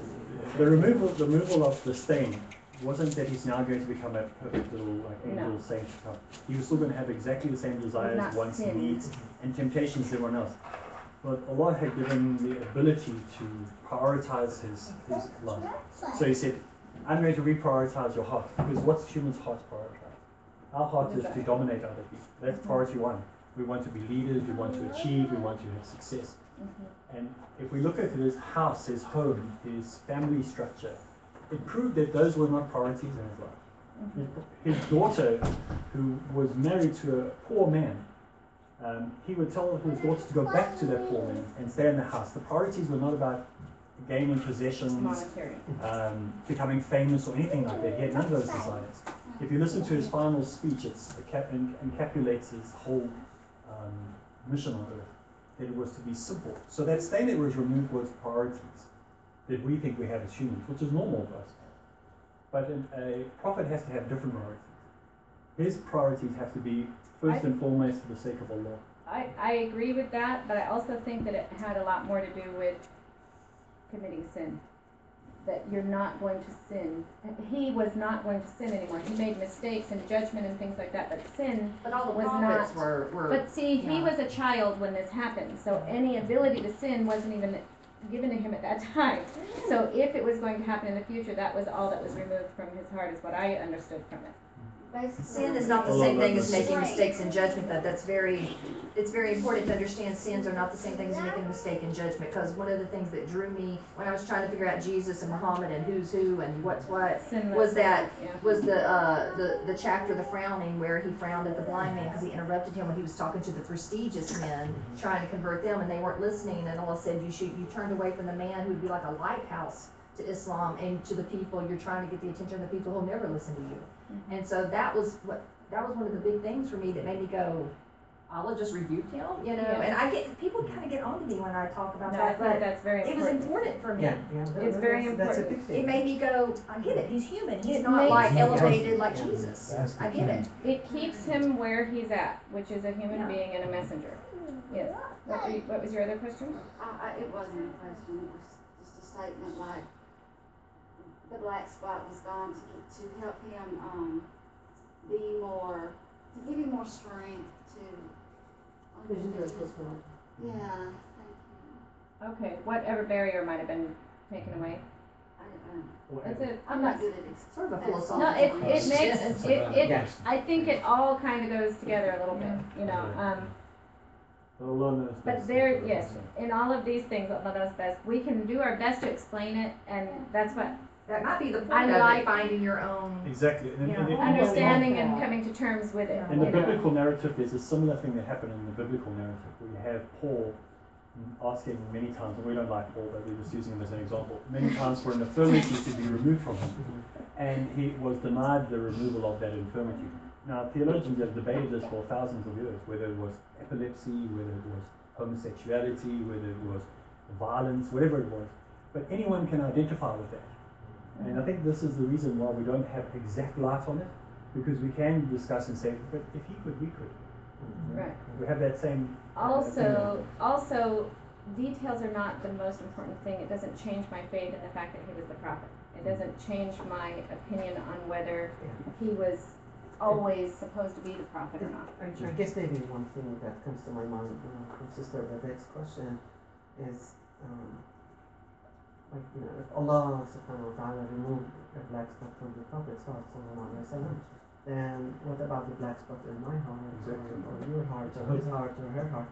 So the point is that Allah removes the black spots from every heart, in a different way, and that's why we say Iyyaka na'budu wa iyyaka nasta'in. So because yes, we need Allah to help us remove that black spot from our heart and to cleanse it. I do not like us to look like, you know, well, he was, you know, by special thing that he was cleansed, therefore, you know, other people are or well, I mean, it's okay for the Prophet ﷺ to be superior, but No, he's but, like but superhuman. Superhuman. Yeah. But then, you know, what about others? You know, can they be cleansed as well? And everybody can be cleansed. We can all be if they cleansed, but come we to can Allah. never make, we To can the never same come level. to the same level, and Correct, that's sure. what's Yeah. that's what I understand about that. What's that? They put him on the strict path. Correct. Yeah. And that's why that is why Surah Al-Fatiha So is so it's an important, adjustment from because it is always Iyyaka na'budu wa iyyaka nasta'in. And that is the synopsis of what the religion is about. You we worship, and you we ask for help. So you keep on helping me, cleanse me more and more and more and more, and guide me to the straight path in every decision I make. Yes, and in that, with saying Al-Fatiha so many times a day in your prayers, and especially if you do the Sunnah prayers on top of it. Remember when when Ahmed was when Ahmed was talking about Well, it's your brother. I have to be careful about that. When Ahmed was talking about the Quran and explaining how the Quran was Allah talking to us, and our prayer is us talking to Allah, and how Allah is reminding us to say these things. This is how to talk to me. Use these words, and when we're giving dawah, we should use the words that Allah has given us to use. We should use the explanations that Allah has given to us to use. And in our worship, in doing our best to perfect it, we should always continue to stay very, extremely close to the exact teachings of Quran and the Sunnah. Because as we go through, we can start, you know, like you were saying, it may be something we have to do on our own, to come to terms with things on our own or whatever. We can do that for ourselves. We can't explain our own thinking to others, because it's not Allah's words that we're coming to terms with. When we come to terms with it, we're putting it in our own words. But when we are explaining, we need to be clear and keep the message clear. That's the only difference. Because I'm saying things like, okay, so he is getting rebuked by Allah, and kind of getting in And trouble, and his fine. death were some of the things that made me convert, and that people look at it, I'm like, I know seeing the death of Prophet Muhammad is one of the things that made me revert, but it was really important to me. One sister took Shahada the night I went through, Amina took Shahada the night I went through the death of Prophet Muhammad, peace be upon him. And it's because and that's what I'm just waiting to get to in the back of this book, because it is such a dramatic understanding of the loss. You know, that we won't be able to touch or see him or whatever. And what we're really supposed to be worshiping. But to do our best to get close to the teachings that he gave us is our goal. It has to be. To get back to her initial question, I think is very important. You know, the Quran says, and I'm paraphrasing that, some things in the Quran are plain and literal, and then there are some things that are metaphoric or not so. And I think it's very important in anything you read or we read, whether it's Quran, Hadith, etc. Not only look at the literal, but also think of the metaphor. Because I think sometimes if you get to a person, you mean, wait a minute, now you mean he took his heart out, and now he's still living, but his heart is out. You know, so you have to also see where that can be metaphoric. So always look at, I mean, in my opinion, I'm no that's scholar, absolutely correct. but I think that you it's should. the right way to understand If it. I am to modify what you just said a little bit differently, because I am into language and stuff like that. Some of the Quran is muhkam, which in Arabic, which is it will be understood exactly as it is written within a narrow margin, and that is what one would call literal. The other part of the Quran, I would not use the word metaphorical. It's the understanding of which is within a wider range of understandings, and we don't want to narrow it too much or say it's not this and it's not that. Right. Because I think when you say it's metaphorical, I have an issue with it, because it means like, it's wrong to understand it this way and you have to understand it. But I understand what he's talking about. Metaphorical, you have to kind of analyze it a little bit. You don't. It's not something that is just straightforward. Is what he's talking about. Metaphorical, he means lesson. Yeah, that's how we understand the idea. It's a lesson. What is the lesson from the heart being Right. taken out? That's what he's talking about. Not But it's the same. Yeah, we understand. Okay, so in this chapter, it's talking about a man named Adi ibn Hatim, and he was a leader of the Thai tribe. It's really That's a tough one. It doesn't say that. It says Hamza. T-A-A. I mean T-A-Y-Y. Yeah. So It is with an Hamza at the end. I have said, I always look at him when I'm pronouncing these words because I know it's not correct. Anyway, Thai tribe. Think of a tire. Yeah. And he actually was one of the people who was very outspoken against Islam, was berating the Prophet Muhammad, peace be upon him, on a lot of the, he was a major poet, was he? He was a major poet. His father was even a bigger, well-known poet than he was. And at the time, like we mentioned way early in the book, how Prophet Muhammad, peace be upon him, and we've all kind of known this, that he was illiterate. And one of the miracles that he was blessed with was literature, was not,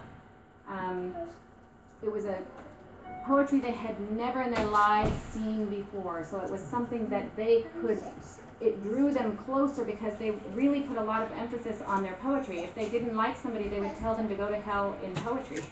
If they were going to fight with you, they would tell you they're going to take your women, your children, but it would all be in poetry, And it was like an aggressive way of speaking, but it was also one of the most beautiful attributes of the Arab people at the time. All of society was propaganda. Right. All of society was like this up It until the was, printing exactly. press. Exactly. Until But the it was, printing press, everybody, it was all oral or, and it except was, for priests. and the author says it's kind of like our news and TV and radio stations now. But if they needed to badmouth another tribe, they would just send their scribe out. Here you go, poet, have fun, And they created crazy things to just draw the attention and really badmouth the other group or whatever. And this man was very outspoken against Islam. He also was very wealthy and had children, and he had his wife and his children, and wives and children and family and everything. But when he heard of the Prophet Muhammad, peace be upon him, coming, he took away. He ran. And left his sister behind. All of us with brothers got hit. Oh yeah. I was like, my husband better never. Anyway, Did our brothers get strange? but he was also from the Christian. He was from the Christian group. And please take a cup of tea. it's really, it's specialty. I Specialty. made it king. Specialty. And take your That friends. doesn't sound- I have to leave sadly. But then Saturday. sadly. Oh, it's Saturday. Saturday. Saturday, you're not leaving anywhere. But it's all right, I'll be back. Next Sunday will be full time. So Okay, still- excellent. I'm still recovering from. Give my son up to your wife, tell her we're, Jet lag. we'd love to see her any day, inshallah. Are you on your bike? Alaikum assalam. Are you on your bike? Are you on your Yeah, bike? cycling. Oh. Oh, okay. Well, for the plant, we were kind of worried, you know. We're worried about how you're gonna balance. Inshallah, next week. Okay. Sorry. Alaikum salam. Jazakallah khair, Sheikh. Okay. He was a Christian, but he also was very not fair in his treatings with his tribe. He took a fourth, is it the fourth or fifth? He took a fifth. 25%. It was a fourth, I thought. He took more than what is prescribed in Christianity. Yeah, that's Oh, for sure. yeah. That's the lesson right there. It was 1/4 of the spoils. And what is a spoils? When I was reading up. So, Share, right? well, I mean, let's say, the way the Arabs made their living at that time was tribes would attack other tribes, and therefore they would take their property and stuff like that as legitimate gains. And so that's one thing. Another way for them, if they had like land and crops and stuff like that, they would take resources on their land. This is what those idiots in Nigeria are trying to pull right now by Yeah. saying that those girls are captives of war because they've taken over that area.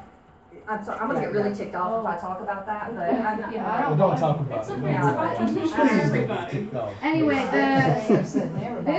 this was against the rules of Christianity, and but he enforced it because he was the ruler, and he took it as a ruler who was not. Right. But he was also, he made himself a king, but he took, because he was not opposed by anyone else, so he took whatever he wanted, in other words. He took what he enjoyed.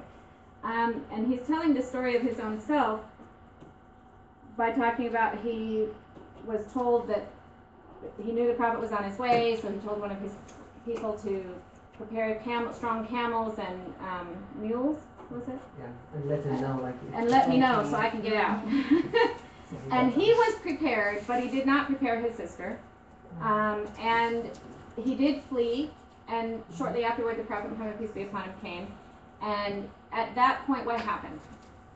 But his sister, just go ahead, sister. Go ahead, He was on the steps of the mosque, and every day when the prophet walked by, she would ask him to like let her go, and he was like, if your people come that you trust, let me know. But she did this three Oh, times three before times. he agreed. Yeah, and the But- guy gave the signal when she Like, was come on, not tell going him. to do She it. wasn't gonna ask that last time he went by. But She was subhanAllah, gonna if you say notice, anything. each thing was done in threes. You know, each time the Prophet would let people, or he'd think about it a couple of times, and the third time, almost always, he would relent to doing what was asked of him. Didn't he tell her that she was free, but he would rather her At that wait point, yeah. until Yes. it was safe? That's what she was referring to, yes. Yeah. She was being kept the first two times. And on the third request, he set her free, but told her, don't leave until some of your people come that you can trust that will take you to your people. Don't, and let me know, come and tell me before you leave so that I want you to be safe. yes. Yeah, he was not, so he wouldn't worry about her. You don't get that advice from a lot of captors. Yeah, your warden lets you out the door with whatever you came in with, whether it fits or doesn't, you know. But that really struck me nicely, and also the fact that she kept her part of the agreement as well. She didn't try to sneak away on her own and stuff like that. What else was striking about that situation? Parting gifts, as I would say. Yeah, when she let him know that her people that she trusted, he gave her new clothes, gave her a camel, and gave her money, and to go meet him. To travel and be safe and Right. be well met on the other side. When she left, and when she went, Gave her his protection, basically. who was the person who signaled to her to ask again? his friend. Was that his uncle? No. Ali. Ali Abi Talib. Yeah. And he's like Ibn Abi Talib, sorry. Ali ibn Abi Talib is his cousin. His cousin. He is right. also okay. the youth who made his beds before, when they were trying to assassinate him. And they came and they raised the bed, they raised the blanket and found Ali in his place. So this is his cousin, but also has been his very close companion from day one. He grew Because he up had to with this live with man. him. That was Abu Talib's son that had to live with him, right? Yeah. Mhm. Okay. Didn't leave with him. Abu Bakr left with him. And he was So later. live with him. Lived with him, yes. And Zayd was also another one that lived with the Prophet as his servant, though. But when we talk about Ali ibn Abi Talib, in this book it doesn't really bring up a whole lot of mentioning of him, but he is one of the four Khalifa. He is also the cousin of the Prophet Muhammad, peace be upon him. He's also was married to the daughter of Prophet Muhammad sallallahu alaihi wasallam. He was also Father of his grandsons, I think. yes, but he was also one of the major fighters for the cause of Islam as well. He wasn't he? He never met to John Arnold. Never in his life. He was one of the few of the companions that never worshipped idols. Many excellent. To my knowledge, he was a beautiful I man. do not know about music, but I know that he was That's something we remember. We remember Yeah. I mean, he may have been. Because I remember watching the He had Omar many show wives, they had, like last no, one, I think, I'm only talking of, I think, who was the one that married many? when lots and lots of he wives? wanted to marry another one, the Prophet ﷺ gave her a hard time. Yeah. But after she passed away, he did marry more. Yeah. And had children. Yeah. Also. Oh, I didn't know that. Yeah. But I think his brother looked like the Prophet ﷺ. So he has a brother who, like Ali has a brother, Jafar, Jafar bin Abi Talib. Yes, he looked like the Prophet ﷺ. Because the Prophet told him, أشبهت خلقي وخلقي. You look like me and you act like me. Oh, yeah, that's awesome. Anyway, so I'd like to bring that up because this companion knew Prophet Muhammad sallallahu alaihi wasallam very, very well. And when he was giving the signal, it's because he knew that his heart was softening towards her situation. Also, that Prophet Muhammad sallallahu alaihi wasallam had a very soft heart for the women and the prisoners. He never liked to keep prisoners of war. If you notice, all through the book mentions, but all through history of Islam, it mentions how the Prophet most of the time just returned them. Few times that he actually took, what is it? Ransom. Ransom. Few times that he actually took ransom. Most of the time he said what is my share will be given back. And then the rest would follow in suit. Not always did they follow in suit. So he would actually recompensate them from his own wealth in order for them to feel okay about giving back their share of the spoils. It was changing everybody's entire attitude, the entire society, and that was part of it. But his decision was different for different people. For example, like, in her case, he gave her freedom, he gave her, safe passage, transportation, stuff like that. Another one came to him who was a captive of war, and she came, Ya Rasulullah, I am captive, and I would like you to help me get free. And so he said, well, I will give you your freedom, but will you marry me? So he married her.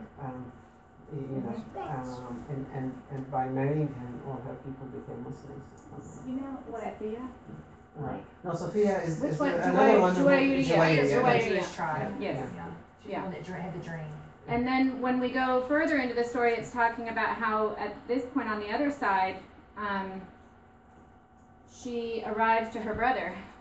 Yeah. And this is where the obedience. She does even far, like she does because this is where the self-subservient person is, okay? She was and about she's to ask a question. I was just curious. No, it wasn't a question, but I just an observation, and so every Mhm. class, I like to hear, every class we have is, there's always the softening of the hearts of people, and I always wait for that. And so, something that I've recently come to is, people always tell me something like, oh, Margot, you changed, and at first it was like, no, I haven't, and it didn't like embrace, I'm still Margot, but now it's more like, well, I hope to God that I've changed, because animate objects change, inanimate objects don't change, and the Right. heart is an animate object, and it should grow and expand, and we should embrace the change, and not say, okay, we're not the same people we were last week, yesterday, 2 minutes ago, we are constantly changing, and so, and people are scared of change, but we should just, embrace it, like, And don't be so quick to defend. No, I'm not. I'm the same person. Yeah. I love that you've come to that, because that's important to know, because if our goal is to be a better person today than I was yesterday, we should be so ready to say thank you. Thank you. That's a compliment. It's such a compliment. Because if I've changed, I know that I'm moving forward. When we accept Islam, this is our goal, is to be a better person next This month. cake changed. Hey, that was right on time. Beautiful. Good bottom line. We've heard you. I softened my. Maybe your belly. Your stomach, yeah, I was about to say. Okay, so it's important to accept that our hearts should soften, and we should be looking for that and waiting for that moment where our hearts soften, and we accept and take it as a compliment. That's very good, mashallah. That is not. This is where I was starting to laugh, is that this sister went to her brother and she found him, he thought, oh, it's my child. And when he thought it was his daughter. And Hatim's daughter is what he said. And then when she came closer, he recognized her. Hatim's daughter, it's my sister. Oh, Hatim is his Hatim. Okay, So sorry. he recognized who she was. I thought his name But was she Hatim. came to him in Syria, so it was outside of the Adi territory. Hatim, okay. The Right. father is Hatim and Right. Adi. Okay, sorry. Hatim's daughter, his sister. So when she came closer, he recognized her and She she did. immediately started abusing him verbally. The business. You. And it's usually like what we always do, women. You never. You always. You. Be ready for it, guys. It comes. Anyway, so all he could do was lower his head because he knew he had done this. And he was honest and accepted her abuse because there was no lie to it. He didn't defend himself. He didn't say, who are you, woman, and slap her. He just said, I messed up. Forgive me. Yes, I have done these no things. excuse. And then she told him, And then she gives him good advice. yes. And what was that good advice? She told him that he should meet Prophet Muhammad sallallahu alaihi wasallam, and basically she used some scenarios that if he's a prophet, this is a good thing. If he's a king, based on your position and your influence, it will still be an okay thing. And I don't want to go too far. I'll let the rest of the class rumble with it. Yeah, and well, she told him that it would be better for him to go sooner than later. Yes. And that was the key to that, and I think that's what he was waiting to hear too. Yeah. That was the key. Don't hesitate. Yeah. Look what he did for me, and I'm the sister of his worst enemy, one of his worst enemies, And he never expected to see his sister again, actually. He So honestly, get I there believe now. especially, in other words, get going. So he did. He did realize that this was sound advice, and he went. It was also after he wrote a letter to his brother, right? Yeah, or his brother wrote him a letter because he has a brother who's a Muslim. No, he wrote a letter to his brother, and his brother replied to him that Prophet Muhammad ﷺ has never hurt after he discussed the letter with Prophet Muhammad, peace be upon him, Prophet Muhammad, he says this, it is, Now, I thought we kind of skipping with the poets now, aren't we? am I? Well, I thought, Yeah, you're talking about the poets. yeah, it's two poet brothers. One was Muslim, one was But not. isn't Hatim one of the poets? Well, No. Adi is a poet, yes. Hatem, you're Hatem and You're talking Adi are about, poets. I think it you're was talking about, Cap. Leger, And then Okay, Leger. sorry. Oh, yes, you're right. Okay, but he took the advice. He said, I said, dear sister, do not abuse me. I have blah, blah, blah. Then we go to Adi ibn Hatim. Soon afterwards, I traveled all the way to Medina. I went to see the Prophet in his mosque. When I greeted him, he asked me my name, and I said, Adi ibn Hatim. Then he stood up and took me to his home. As we walked to his place, an elderly, weak woman stopped him. He stood with her for a long while as she explained what she wanted. I thought to myself, he is certainly not a king. So in other words, that has already been put to the side. He understands that he's not a king. Then he said, he then took me into his rooms, gave me a cushion and said, sit on this. I said, no, you sit on it. He said, it is yours. I sat down on the cushion and he sat on the floor. Again, I thought to myself, he is certainly not a king. He then said to me, tell me, Adi ibn Hatim, have you not been a Ricusi, which is follower of the creed, which is between Christianity and the religion of the followers of Zechariah? I answered in the affirmative. He then asked me, but you nevertheless took for yourself 1/4 of the spoils of war gained by your people. I again answered in the affirmative. He said, but that was forbidden according to your religion. I said, it was indeed. I knew then that he was a prophet sent by God, for he knew what nobody else did.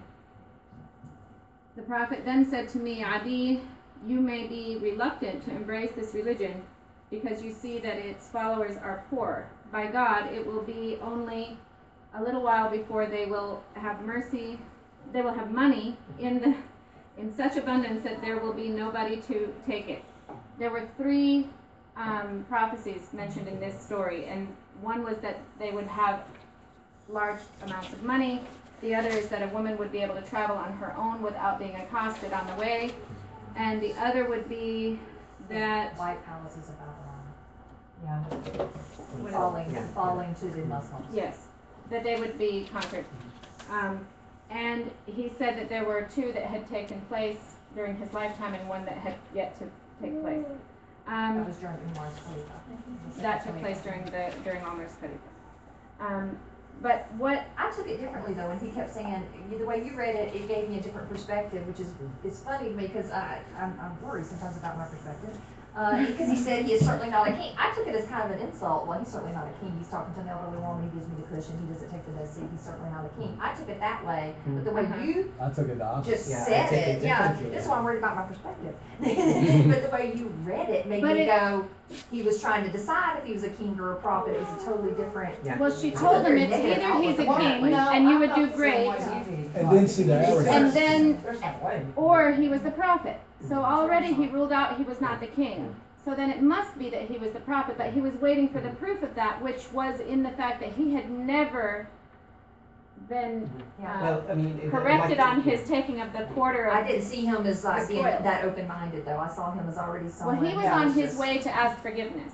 When you're asking for something, you accept a whole lot more. Well, he This was, is what's something in human character. And the Prophet ﷺ is a leader. Yes. Okay, so if you're a leader, you're either a prophet or you're a king. Yes, And so, at that so, time, and, definitely. You know, in that sense. So a king, not necessarily as we know a king is, but kind of a more of a. But I wasn't giving the guy enough credit for what he Right. was looking at. I was Right. looking at him from a negative point of view. But that's why a lot of these stories really strike me, because when they're fighting him, they're very arrogant. But when they come to him asking for that treaty or that acceptance, they accept all of him. Yeah. They know the good of him, but they don't like it. But when they come to accept or ask for that, forgiveness, or they have no choice because he doesn't treat them harshly at that point even. SubhanAllah, if you think about it, if you're going to somebody who you know you owe something to, because they owe a debt to him for all the trouble they caused him, all the battles, all the Muslim lives they took. All of this is a debt, really. And now they're coming to him and saying, please forgive me this debt. How do you expect to be treated in this situation when you killed his uncle? Wahshi killed his uncle, pinned, mutilated his uncle, mutilated. What kind of acceptance would they have received by any other person? This is the characteristics of prophets, the ability to accept and forgive and be able to start new and forget whatever else took place. You know, this was in the time before you accepted this message. And see, that's heavy because in our society, We can't let go. most people are holding on to some stuff that's. I've been accused of that by my husband. But sometimes that's true. The thing like with hen too is you will hear, and we've said this before, and You that's hear what's lots set of on our part. stories. They'll say, "Oh, hen wasn't really a Muslim. That's not true," or something. That's not fair, you know, and that's not our job either We to can't decide say that. And also, if we understand the wouldn't forgive prophet, her. peace be upon him, we should never, ever say, he accepted her Islam, but he could never look at her again. This is not the character of the prophet, peace be upon him. I don't agree with this It hurt concept me when I at read all. that. It hurt Because my how feelings. bad, because some of us do some bad things before we But accept there Islam. are actually several hadith about him. Like, this is not the only story How between her outspoken and she was and- Prophet Sallallahu Alaihi Wasallam. You know, Yes. the story about, you know, like Lagaznin but also one where she came to him and she asked for his help because her husband was a stingy man and he was not giving her money. And he told her, it is your right to take To your accept money. her, take it without telling him. Now, that's not free reign, people. Some people take that as, okay, you're allowed to Don't just open take a from your second checking husband. account, don't tell me your spouse. No, this is in marriage and her rights to have what she needs, not over that. Yeah. Anyway, but there's a whole understanding to that story. But in other words, there's But lots of basically, interactions like, between she had more Prophet Muhammad, interactions with the upon Prophet him and than him. just one, Yes. like, you know, I became a Muslim and then No. we never met again. They met. Right, and then if And you, anyway, they are related, so it's. They are, yes.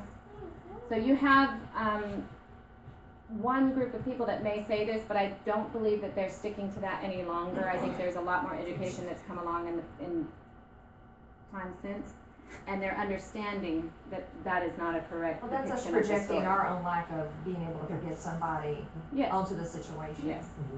And then it talks about the almsgiving, how at the time of the prophet, at the time of Omar, how he had told Mu'adh to go to, is it Syria? Yemen. Go to Yemen, and he was the governor of Yemen, and he was told to collect the zakat and give it to the needy in Yemen. And he sent a large portion to Medina. And they're like, I did not send you to be a tax collector. I sent you there to give to the needy. He said, I could not find anyone in need. Well, the So second we year it was sent it half. to out. The second year it was half, and the third year no one took it. So it, And the third year, it was a large yeah. amount. It was a complete, They had all of the, prospered, And that's actually a big thing because that That's the a West does fulfillment of not that understand prophecy. but also the West does not understand of the expansion of the Muslim government is that it was not an empire where, like, you know, Rome always took taxes from And its kept territories it. back to Rome. This is more like, you know, the taxes that you collect from the rich in the Should area, be given you to should those pay it to people. the poor in the area. Yes. It's Yeah, like Robin Hood said. Except nobody's stealing anything. It's a right. He's kidding, taking from the poor, or taking from the rich and giving to the poor. The rich were handing it over freely. Yes. Take some extra. if you want. There's more cake. You'll be back. I'm kidding. Don't take all of it. I want to taste it still. Okay. Anyway, so I was looking forward to that. So then two more people were mentioned in this. The Ka'b and His name's Bujair. Right, that's Bujair. I don't know these names. Look, it sounds like it, so that's it. Bujair, where is the word? Same with a fake accent, it'll sound like. I'm working on it. I gotta find it first. It's under, it's under Ka'b ibn Zuhair. Last two lines. Okay, Bujair. Yeah. Bujair ibn Zuhair and Bujair. Ka'b ibn Zuhair. How does their mama call it And I wanna- dinner is what I want to know. Dear God, you told me. Zubair. Kab. You, and you. I like it. Can you imagine calling those kids to dinner? I do it all the time. Oh, you went to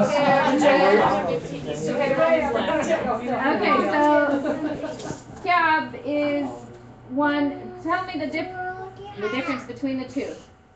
Bujay is the Muslim. He is the brother who became Muslim. Right. From a family of poets who were very famous, had a long line of poets as the family business. This is where this is where the father was more famous than the son. Yeah. And one of the brothers had already become Muslim, and he was being utilized in the way of speaking well of the Muslimin and the Muhajirin and Ansar and all of that throughout the time. You know, the father is still studied in universities as pre-Islamic Right, poet. I'm talking about Yeah, the Muslim brother but the was sons, utilized by Prophet Muhammad ﷺ for his strength. Yeah. This is something that we as Muslims really need to focus on, is finding the strengths in each person and utilizing them properly so that we are not putting them in a position that doesn't speak to their strength. You know, when you have a science teacher and you give them PE to teach, you're not getting the most benefit out of it. You know, when you have a science major person who loves science, you put them in the science department. You have somebody in English teaching Trigonometry.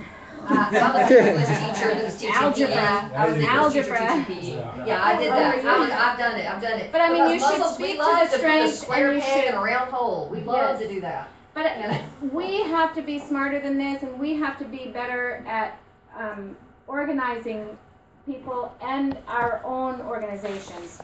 People who are not organizing ourselves and doing this, we won't succeed very often. We will get there somehow, but it takes a lot longer to get there. Yes. Is it Hassan ibn Thabit, who was considered the Prophet's poet?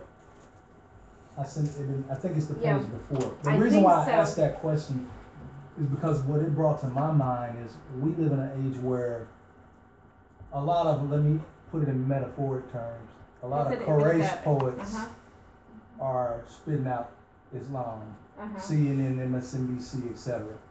And I'm just wondering, inshallah, when will we have that person or those people who will speak and tell the people the truth about the deen? Because again, the people that I work with, and that's what inshallah I'm hoping I'm helping them to see, is that most people's vision of the deen is somebody else's voice.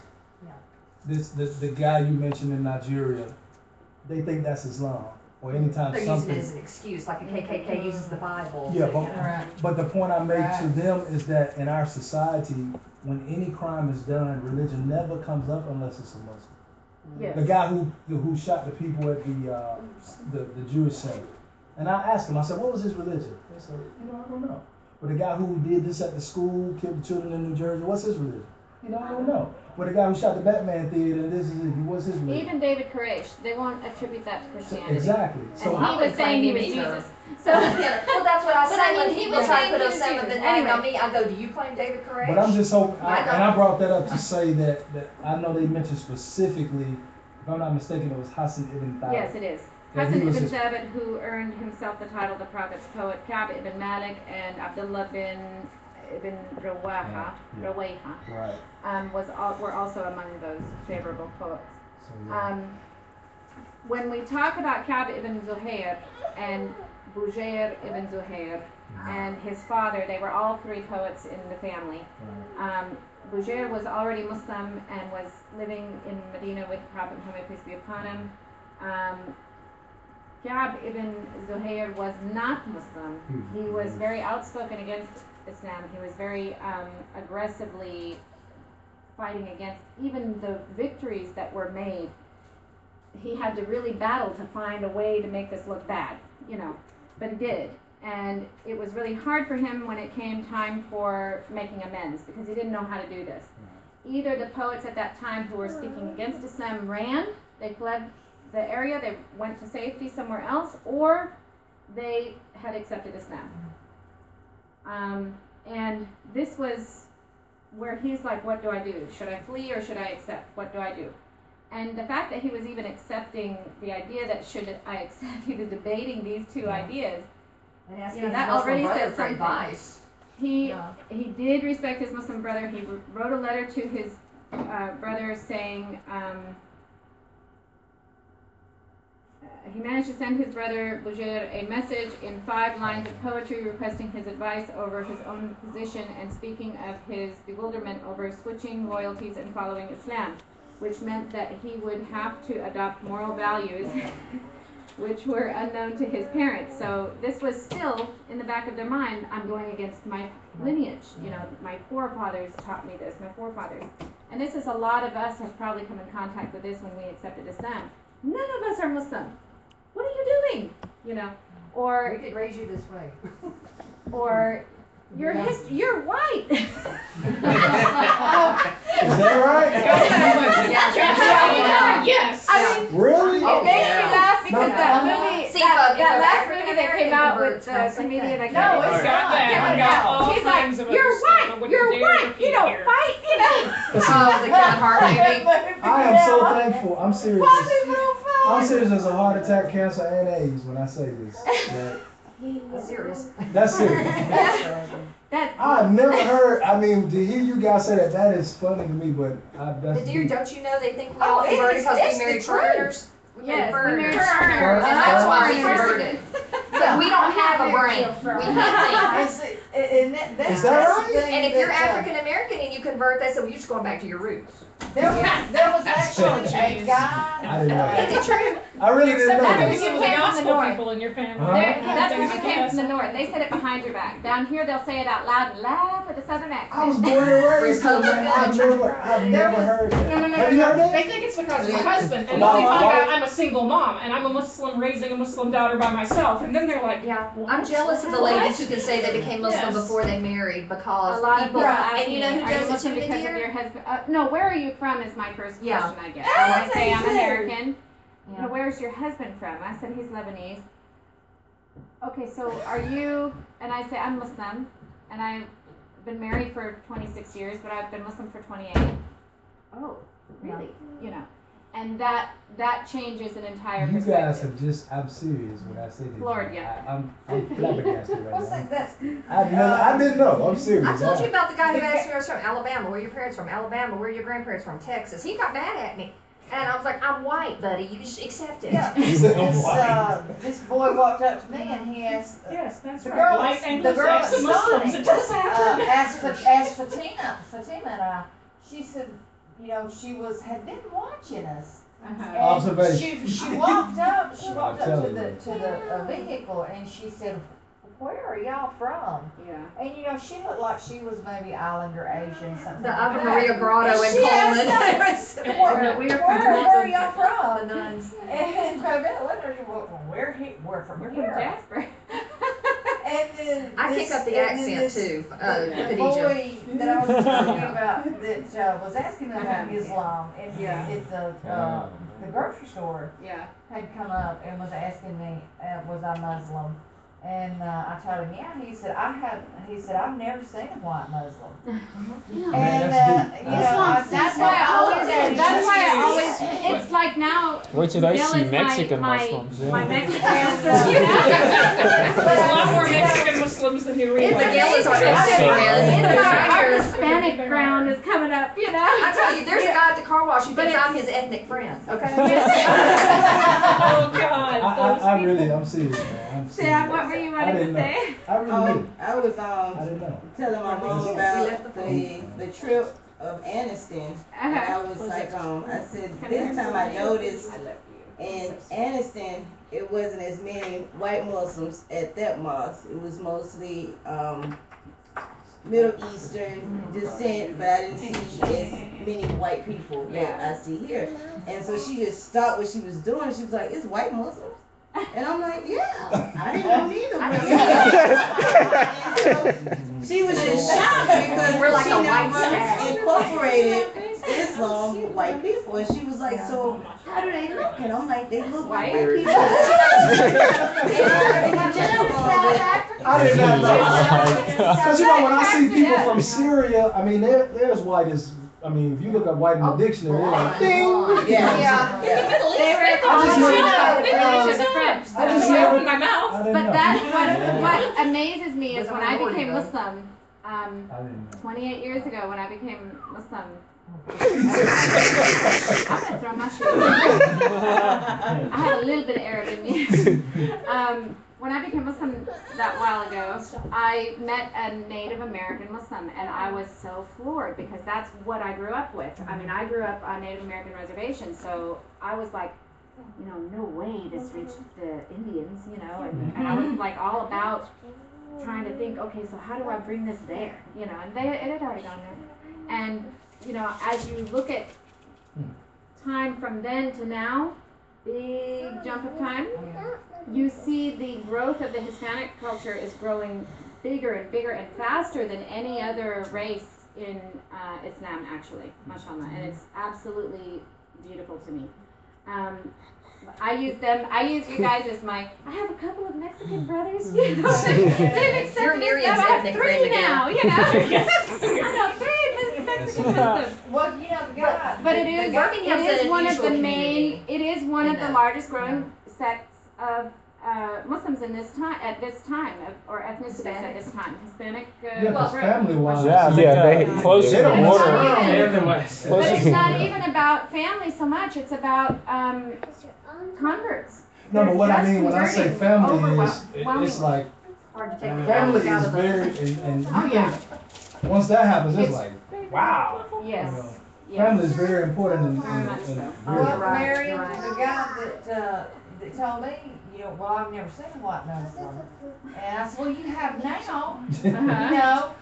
And he goes, and he looked at me, he said, oh, well, he said, you must be married to a Muslim then. Yeah, because I don't have a brain. I can send And I that. looked, you know, I looked at him, I said, That's no, what blows no, my mind. I'm Yeah. single, I'm single. Wow. And he goes, well, then how in the world did you become Muslim? But you know what's Yeah. irritating about when They you're. expect that It's not just man here. turns the light, But it's like it- vampires. It's not just here, Mary. It has to be, no matter where I'm at, if I'm in America and I say I'm married to a Arab Muslim, or before 3 years before I converted, even though I learned about Islam before I met him, and then they'll go, oh, and then in Jordan, oh. This was Yeah. the shortest You know. chapter that has turned out to be the longest chapter. You almost there. We have 3 or 4 pages left. Get Let's it go. out. Get it. So he writes a letter to his Muslim brother. His Muslim Spoiler brother alert, he shares became it with Muslim. Prophet Muhammad, peace be upon him. Prophet Muhammad, peace be upon him, says, and Ka'b says in this letter, he manages to write to his brother. He says, describes the Prophet as the trustworthy, which is Al-Amin. And this is one of the, if you read the Arabic Bible, it says Al-Amin is the one who will come from Jesus' words, saying, if I don't leave, if I don't go away, then Al-Amin cannot come. And it says Al-Amin. And this is what all of the people referred to Prophet Muhammad, peace be upon him, at that time. His nickname was Al-Amin, which is, you know, goosebumps skin. Anyway, so when he read the message to Prophet Muhammad, peace be upon him, Prophet Muhammad ﷺ said he has told the truth, although he is a confirmed liar. Now, in this instance, he has told the truth, although he is a confirmed liar. I am certainly trustworthy, is what he's saying. He also commented, certainly the moral values of Islam were not known to his parents. Of course they weren't. Islam was not in existence around the time of the parents because it had been, people had gone so far away from the message of Jesus. And that, they transformed that message into something that they wanted to go into afterward. Or, you know, with their own words, they've changed the purity of the message and therefore went in a different direction. I'm just kidding. Probably. I'm so glad my plate is no longer in front of my face. They already got 5 pictures already. I got good ones. Oh, yay! I will be paying you extra money in a little while, I guess. Anyway, so he says, of course it's not. I'm describing him in other words. Trust me. I say we just beat him up. Anyway, here we go. So Bujir says, okay, now he writes the letter back to his brother, and advising him the Prophet has never killed any person who came to him repenting of his past mistakes. Bujir said, if you do not wish to do so, your only alternative is to flee. Run. If you're not ready to ask forgiveness, then run. Because those are your two options. But they kept on and on about everybody Reminded who has to be him, pardoned. in his poetry though, now remember, both of them are writing poetry back and forth. And in the eloquence of the poetry, he's reminding him that was the day of judgment, on the day of judgment, no one can escape the punishment of Ummah for the deeds that we have done in this life. And this was the one thing that really hit Ka'b, because it really brought to the forefront of, yes, I am being observed. I am going to answer for everything I do. I may not answer now, but I will answer on the day of judgment. I can run now. I can get away from people I don't like. I can move to a different city. I can start fresh somewhere. I can go away from this family member or that family member. But I can never run on the day of judgment. There will be nowhere for me to go. So in that, it forces us to be better. In that, it forces us to do something that we may not feel comfortable to do, but we must do it in order to move on and forward. And didn't it say that Ka'b made one of the prayers with a friend? Here we go. Okay. The prophet never killed anyone, even declared with past hostilities when they were asking forgiveness. Even when it came to Wahshi and Hind, he realized all of this. He was remembering all the people that had been major enemies of Prophet Muhammad, who had done worse than just words. Okay, which Prophet Muhammad ﷺ really felt stronger about the words than the actions of some people, because of what the words did to the message of Islam, how it was causing more harm than actually killing someone. And when he remembered Hind and Wahshi, that's an insult in Arabic, by the way, Wahsh.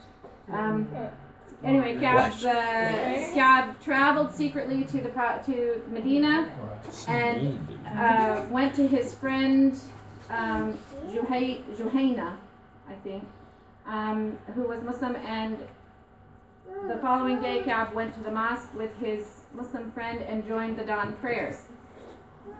When the prayers were finished, his friend pointed the Prophet out to him and told him to go and speak to him. Ka'b moved across until he sat opposite the Prophet and said to him, Messenger of God,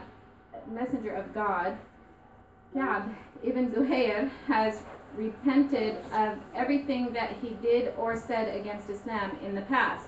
Would you accept him and forgive him if he came to you and declared his repentance? The Prophet answered in the affirmative.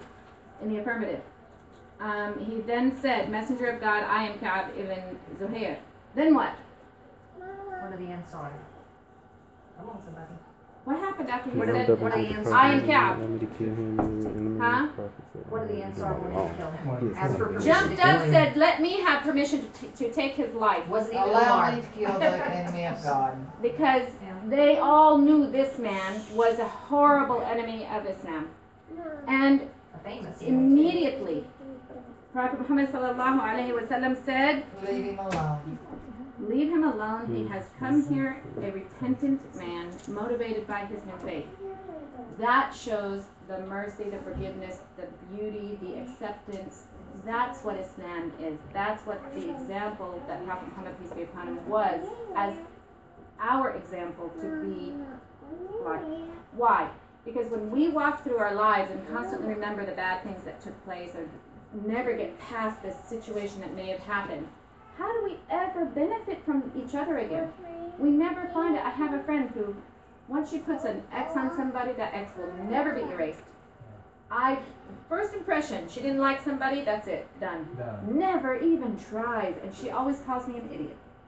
And I'm like, but I'll tell you that what happened twice. One time I didn't speak to her for like 2 years. After that, and I did that on purpose because she was saying, Ahbal, ya habla. And I was like, that did it. But anyway, after that, when she called me one day, she called me and she said, Miriam, I need you. And I went straight to her. And she said, I knew that you would be the one person that would come even though you're mad at me. After that, no problem. We did fine. But she still tells me I'm ridiculous because I forgive. I said, you're ridiculous because you don't. She might not. She is. But not everybody understands this understanding. You see, there's a difference between the ability to do it and the knowledge of knowing you should. And that's what that example with the That's answer. why you have to put it into active practice. You cannot stay thinking, I'm fine, well, I'll just stay away from that one, I'll just stay away from that one. That's why when I talk about the lesson I learned, never to stay out of the masjid because this masjid belongs to me, regardless of who's there, who's not, whatever. That's because it's my right to be in the masjid regardless of who is upset with me or who I'm upset with. Or you feel embarrassed by because you think they're judging you. I'm like, I get this is, forgiveness is Islam. Islam is forgiveness. You don't go through life without accepting and forgiving. You can't. Those without mercy, who knows the rest? Allah will not show them mercy on the day of judgment. But you know, this example shows, even from all of the examples that Prophet Muhammad, peace and blessings be upon him, gave his followers. You look at Umar, anytime somebody came up, let me kill him. You see this Ansar, let me kill him. So it even shows that even those people who saw his example over and over and over were still being moved by their impulses. What I read about this, and it may be something, it may be different than what you're saying, only in the fact that he didn't realize he had become Muslim. He just said, I am that person. And the man jumped up and said, let me have the right to kill him. Because why? Why did they jump so quickly to do that? Why did so many people say, I want the privilege. Give me the privilege to kill this one. Because he had maimed and killed and mutilated, no, he wasn't killed and mutilated anyone. He was the poet. But you're on the right track. Okay. But you're on the right track. When you have an enemy to Islam, at that time when it was during a war situation where they were defending themselves, it was the reward of taking that person. They wanted to be the one who was able to knock that out. Never let it happen again. We nowadays cannot do these things. We are not allowed. We don't live under that situation right now. We are not in a situation of war or jihad or, there's those words. We don't do this. We don't make our own judgment on who's an enemy to Islam or who isn't. We don't live under the jurisprudence of Islam. We don't live in a time where we've been ruled in a state of war. And the word jihad does not mean holy war. That is an English translation that has been put upon it. No caboose in that. Yeah. There's no Islamic parliament. We don't have an Islamic country even. Everybody says Saudi Arabia is an Islamic country. It's not an Islamic country. First and foremost clue, king, whatever. Right. Okay? Not an Islamic country. Oh, and by the way, he owns the biggest gambling casino in Las Vegas, I believe. Who was this? Several of the kings overseas. Oh my God. Anyway, don't tell me that they are an Islamic country. No. The fact that Mecca and Medina are They're in Saudi Arabia is what they are Muslim populated areas, but that doesn't make it a Muslim country. Neither does the Masjid al-Aqsa make Palestine a Muslim country, apparently. But anyway, the point is they jumped up to be the first to take this bother away from Prophet Muhammad, peace be upon him, and away from Islam. Okay? Now, maybe it was that they still hadn't learned the lesson that Islam is forgiveness. But I do think in this instance, whereas in the other instances, Prophet Muhammad ﷺ had to repeat himself a couple of times on, would you ask me to take the life of somebody who has and really bring them to tears with the explanation. And there's only one sin that's not forgivable that you die with, and that's shirk. That's only one. And death. There's another If hadith you that talks about death. If you die with it though, but if you repent of it before, or you take care, you have to die with that sin. Right. Otherwise, you have the opportunity to be forgiven. Well, there's two hadith. One says just shirk, and one says shirk and death. Yeah. Because somebody paid my debt if I die. Exactly. That's the beauty of a Muslim. And I'll play something for you another day. Okay, let me finish. Then we Daddy, I'm going to Jihad. You're there, aren't you? That's how. Then we get to Ka'ab. He says, leave him be. He has come as a repentant man and accepted, motivated by his new faith. Thus Ka'ab was admitted into the Islamic fold. He represented an important gain for the cause of Islam. He became one of the spokespersons, and that says it again over here. I think it mentions him on several occasions where he was a spokesperson for Islam. Also that he,